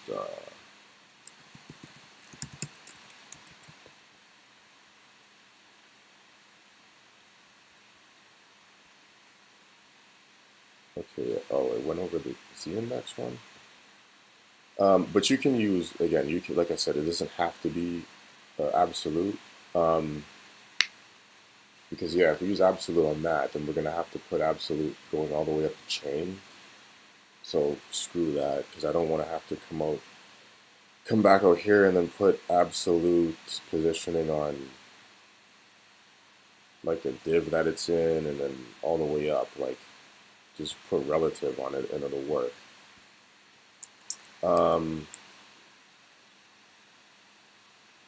So now we're going to position the boxes within, like box red relative. Oh no, sorry, absolute, my bad. Absolute. Box red absolute. We're going to do those. So dot box red absolute position absolute, and we're going to say right 0 and see how that works out. And we can see, what does it do? It moves itself to 0 pixels from the right of its parent object. You see, of the room that it's in here.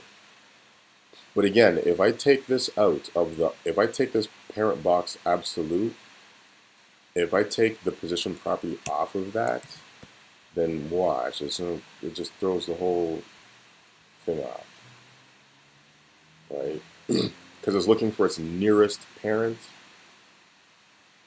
and it has to have a property on it. It has to have a position property on it.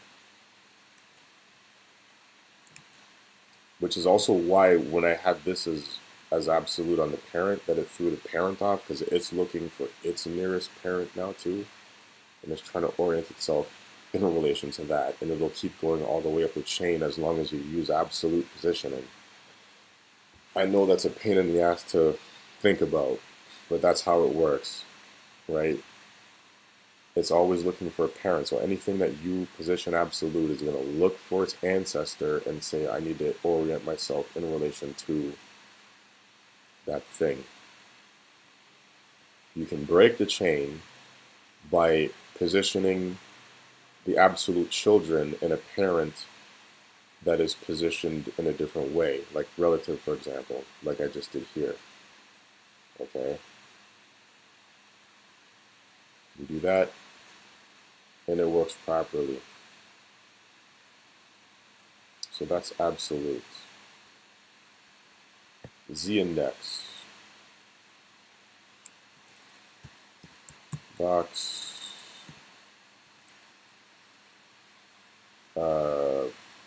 Green. Z-index. So for the z-index to work, you have to give it a position. It will not work without a position. Okay, so if I just say like z-index minus 100 or something, this should not work. See, it doesn't work. because you can still see it there. This typically would have pushed it all the way down underneath of the gray box, so it would have been behind the gray box.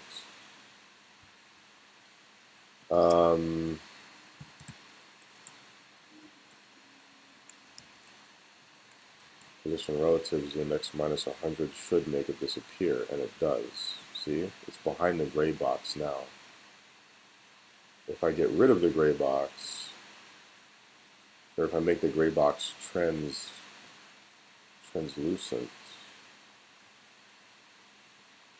wait, I can't do that now because the CSS is embedded, so that's not going to work.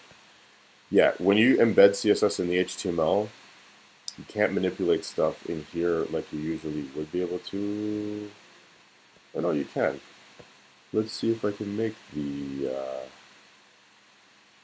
because usually, or it doesn't allow you to write new CSS, but I guess you can still manipulate it. Anyway, there's a gray box. You can see that the green one is below the gray box, right? So that's the Z index. It'll allow you to move things up and down the line. Now, if I do this and put all three of them there, so we'll do the red one, the blue one, and the green one. Whoops.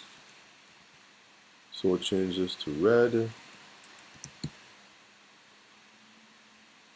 Red Z index, blue Z index, and then green Z index. Right? Position them all relative. Z index 1, 2, and 3. And let's just say you moved them around a little bit. So the red one, let me see, the green one is the bottom one, so I'll just move this one a little bit. So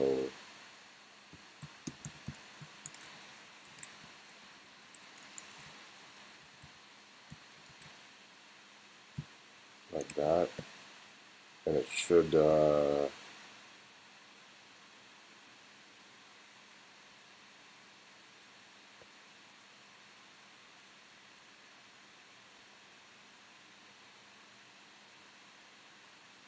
so bottom 100, left. I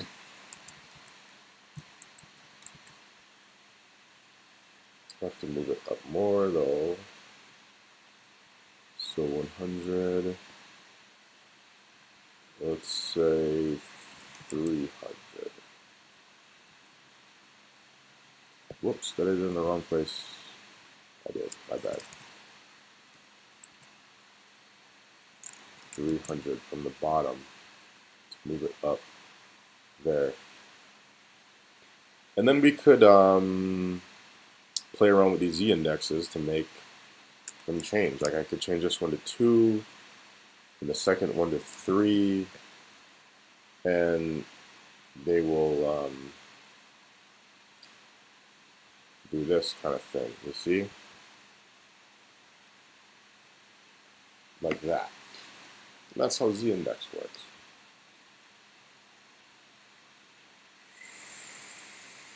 Okay, let's get my floats. So, float.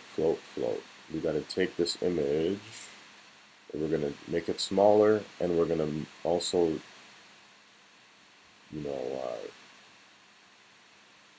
get it to do what we want it to do. So, first we got to do one thing. We're going to target this image, and we can target it by saying text wrap float images, because there's only one image in there.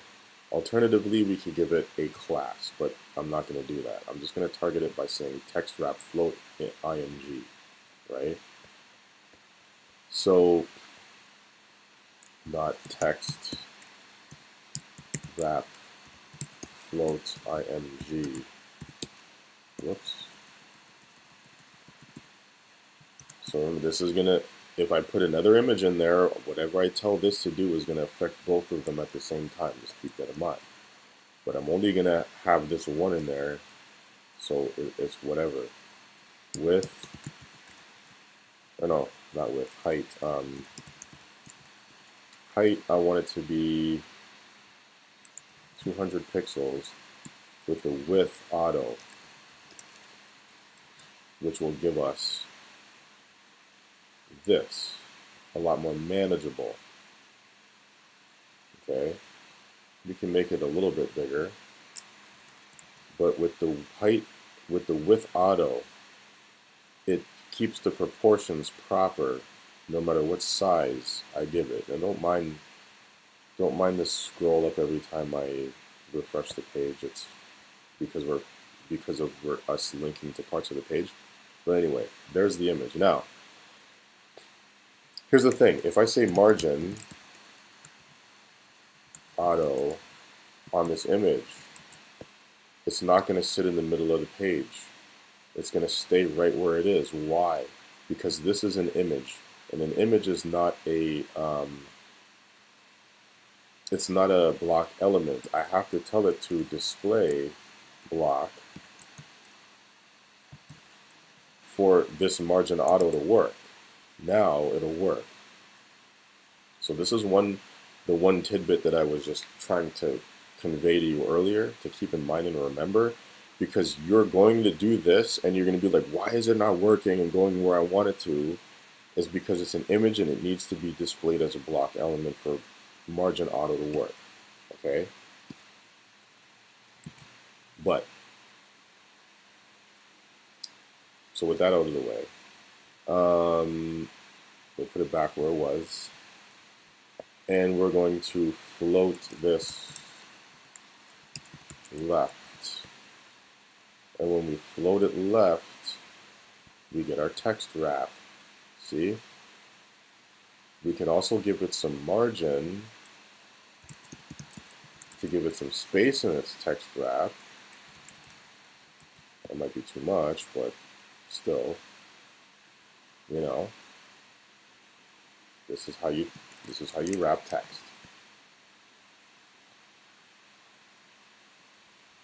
You see?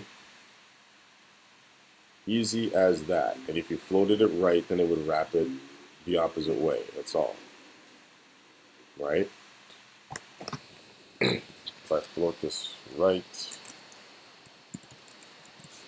then it's going to do that instead. You know, whatever. Whatever you need to do. Okay, so that's floating text. Or floating, wrapping text around an image. Now, layout float. Let's do this thing here. So we don't really need to do anything on layout float.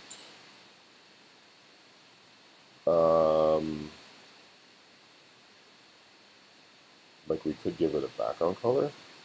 So layout float, and then there's left and right. So dot layout.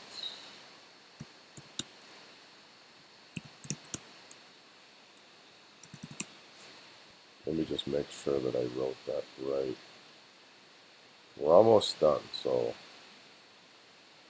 we're almost done. I'll give it a background color of a light gray.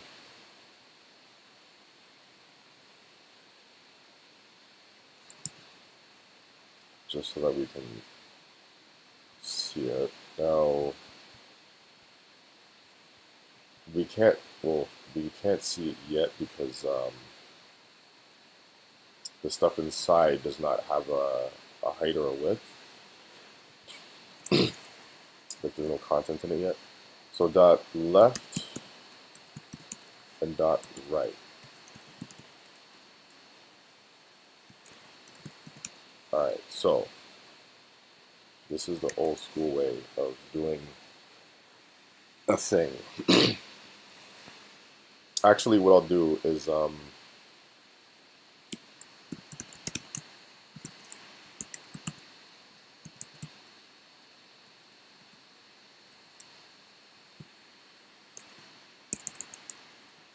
put a border around it so you can see it.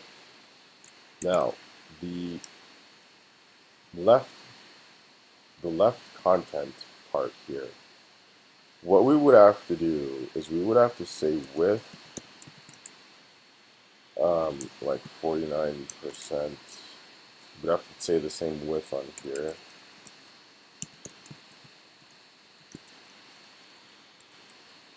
You can say 50-50, but I like to just make it a little bit less just because sometimes stuff don't act right, and then yeah. So, and I'm gonna make each one a different background color. They both have the same height, so let's just say height of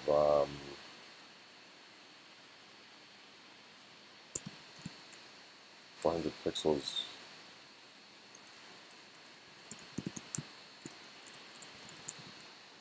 Like this. So I'm gonna make the left one background color aquamarine, I guess, and I'll make this one a different color.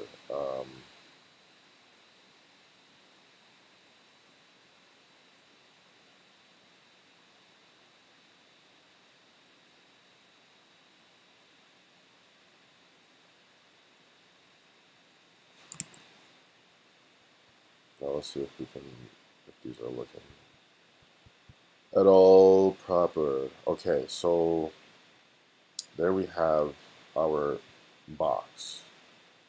So layout float. This is the parent box, right? And this parent box could be anything. It could be the main div. It could be the body tag. It could be anything, right? But if we wanted this to go, we could say float left, and then it'll float left, so we can see it there floating left. And we could tell this one to float right, and see, you get one on the left and one on the right. You know what I mean? Or you could also tell this one to float left, and then they would just stack like this, same way, they would just stack, right? Now, so this would be like a way. Now, why is the parent div looks like it's tripping out?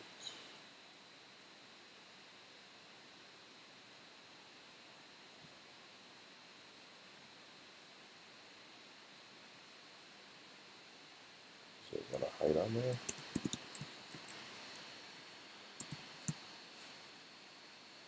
I guess it does want a height on there, but you shouldn't need one because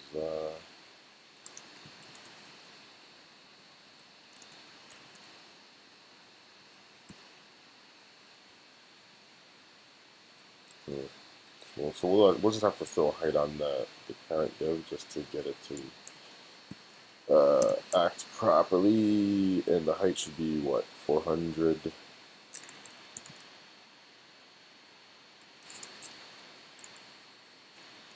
It's a little tiny bigger than the. If you make it 400, it'll work, but.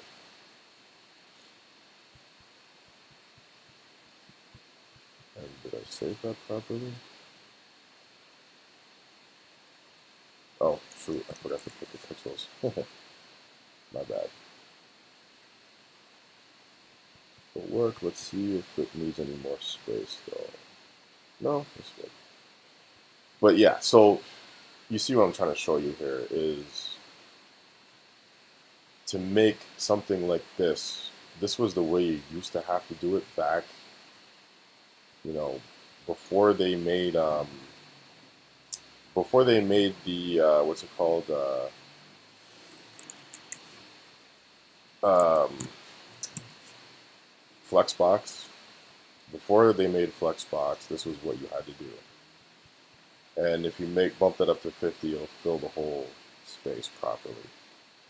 But yeah, before Flexbox, this is what we had to do to make a left and a right type of area where you could put content. And you could have like text in here or whatever, like actual content. And that would be good, right? Margin, bottom. Let me just see if I can get this bottom stuff here to move down a bit. Move more. So 100.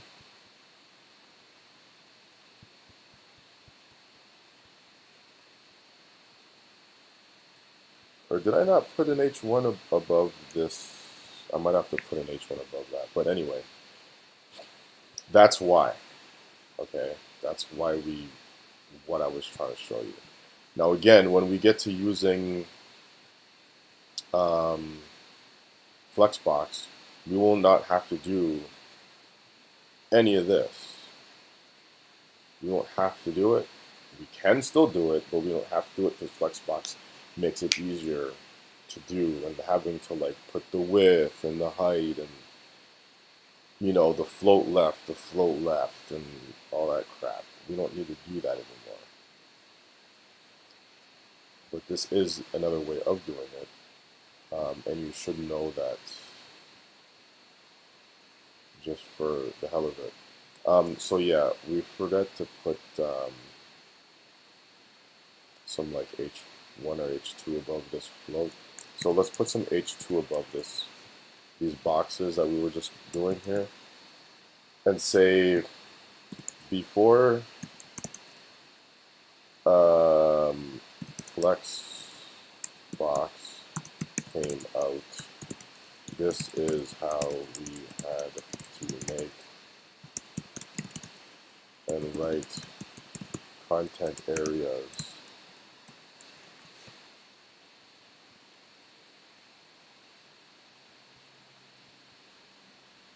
There. And then above the next thing, we also forgot to put some H1 and say margins. That's why I was tripping out on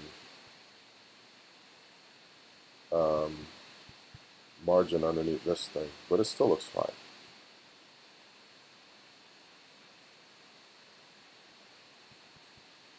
So margins, we can just do those margins up real quick.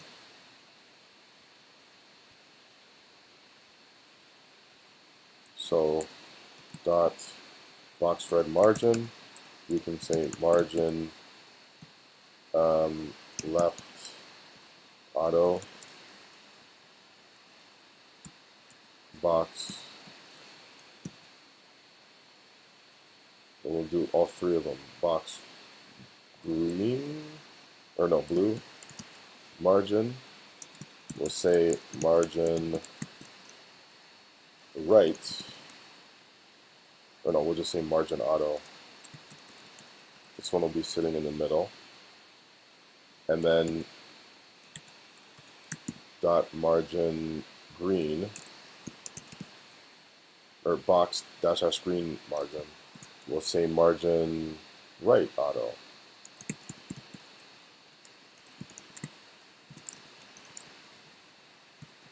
Like that.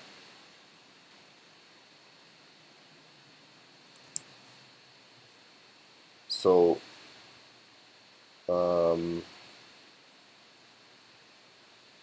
there's all of our margin, auto, auto, auto. Now, again, we need to do this image, margin auto, which we are going to do down here. So we're going to target class margin. So we're going to say dot margin image dot margin margin. We're saying dot margin image margin auto, but the damn thing won't work until we tell it to be. And we can put in commented out code here. This won't. This is trying to get an image to margin auto in the middle of its parent, but it won't work until you tell it to display block. Don't forget to put the ending star / so that it finishes the commenting out. And then we're going to say display block. And then all of that's going to work. Feel me? So that is about that. Oh wait, we can do the last thing, which is the dot footer. Just to finish this off, we're going to give it a height of 300 pixels and a background color of the same #222, and there's our footer.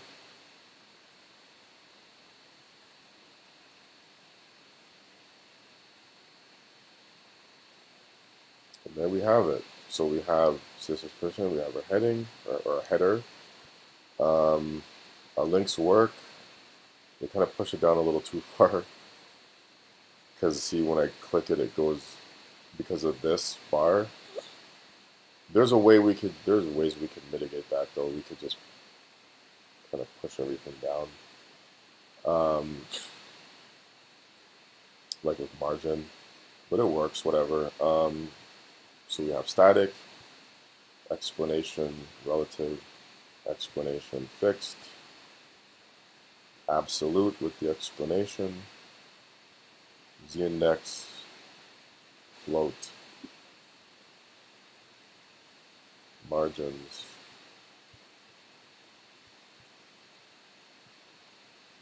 and our CSS flows with the content. So we have the default box. We can comment out some of these to section them off. So we can say the default look of the box. Where the box is, right? And then we can section off more.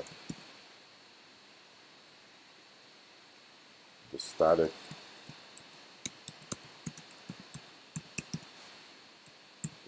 boxes, which is really only just that one. The relative boxes,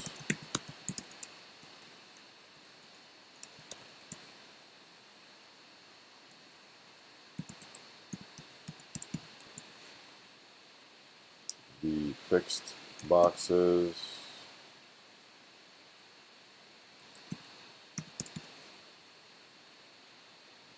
the absolute,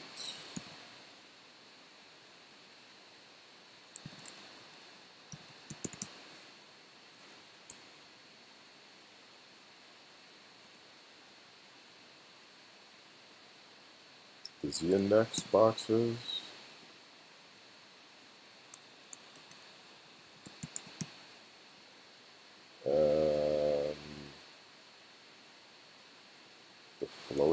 boxes.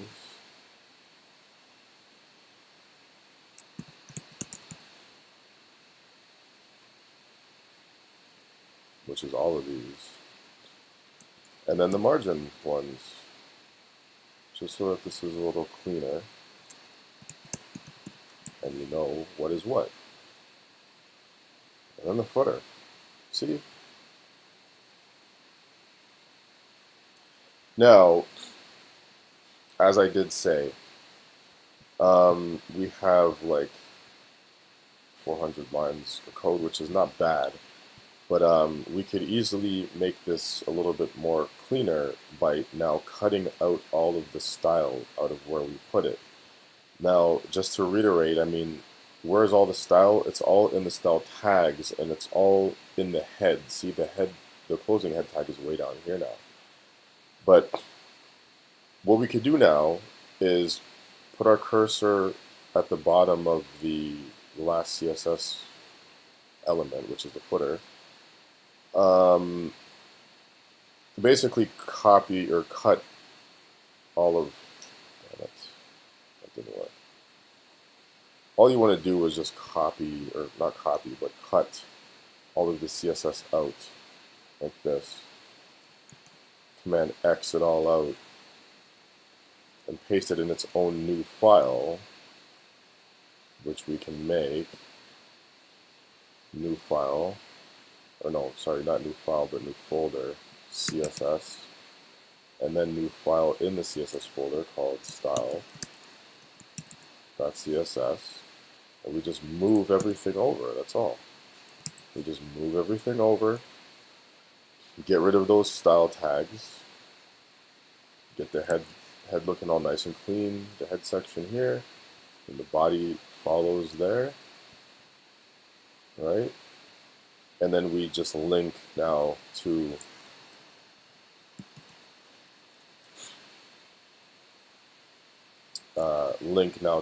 this CSS file. So CSS style.css. We need the type, right? And it'll still work. See? So now all of the CSS is in its own spot. And it's easier to work with because we don't have to sift through the HTML to get to that. And that is that. Okay, there was a couple questions here. Do I remove box? You don't have, oh yeah, you don't have to, no. Like when we were doing these, you didn't have to. You don't have to. You can leave it there. It's not going to hurt it if it's still there. When I clicked on the floats nav, it covers the header. When I click on floats nav, it covers the floats header. Can you clarify what you meant on that question? And the last one is, if you click nav float, then refresh. Can I do which part again slowly? The style.css. Okay. So I'll back up to where we still had all of the CSS in here. And I'll get rid of this and I'll do it over again. So this is where we were. We had all the CSS still in the HTML. Right? So all of our CSS is in the style tags in the HTML. Now what we're doing is we're cutting the CSS out of the HTML file. Okay, linking, yeah. Well, I'm gonna have to get to that again anyway. So again, we cut it out of the HTML, get rid of the style tags, and instead we link. So link href, and we need to give it an href to the new file we're about to make, right? So CSS style.css, all of that we put in there. So this here, href, is going to link to that style.css. So css/style.css, and then we're going to say, how is it relative? And you say it's a style sheet, because that's what it is. That's how it's relative to this document. The style sheet that goes with the HTML. And then we tell it the type of file that it is, and it's text. Text, or CSS. So text CSS. Because inside of this file here is text, but it's CSS text. And that's it. Once you do that, it'll link and it'll work, right? And you're good to go with that. Trying to think if there's any last minute points that I want to make. I don't think so, though. That should be fine. And everything there works. So, and what I was saying was, if you go to web page and click on floats h1. Oh yeah. No. I did address that. The reason why it's doing that is because, see, look, because this navigation bar is sticky, it takes up the space, right? Like, so watch. Let's do this. If I get rid of the stickiness of the nav bar, and it would just be like regular, right? Now it doesn't stick to the top of the page anymore. Watch, if I go to position, see, it doesn't cover it now. It's this bar that's covering it. Now, we could do something to it to get it to not cover it once it's sticky. Like, we could probably give it some margin on the bottom.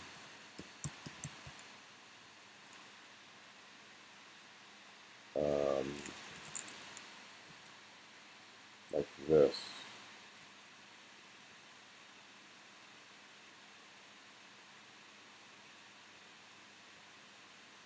That's not going to be enough. But you can give it space underneath of it to kind of compensate for that. Or there's another thing we can do to mitigate that, which would be changing the position of the IDs, right? Like, we could make something else to use as the ID, like another div, and put the ID on that to make it kind of go to a different location on the page. Like, for example, up here, like, we could tell the position link to go to another div that we would put above this one, just to kind of fill the space there. Like, there's different things that you could do to mitigate that, but it's not that big of a deal, to be honest. Like, you know, the only reason why it's doing that is because this is position sticky, that's all. But yeah, that's to answer your question,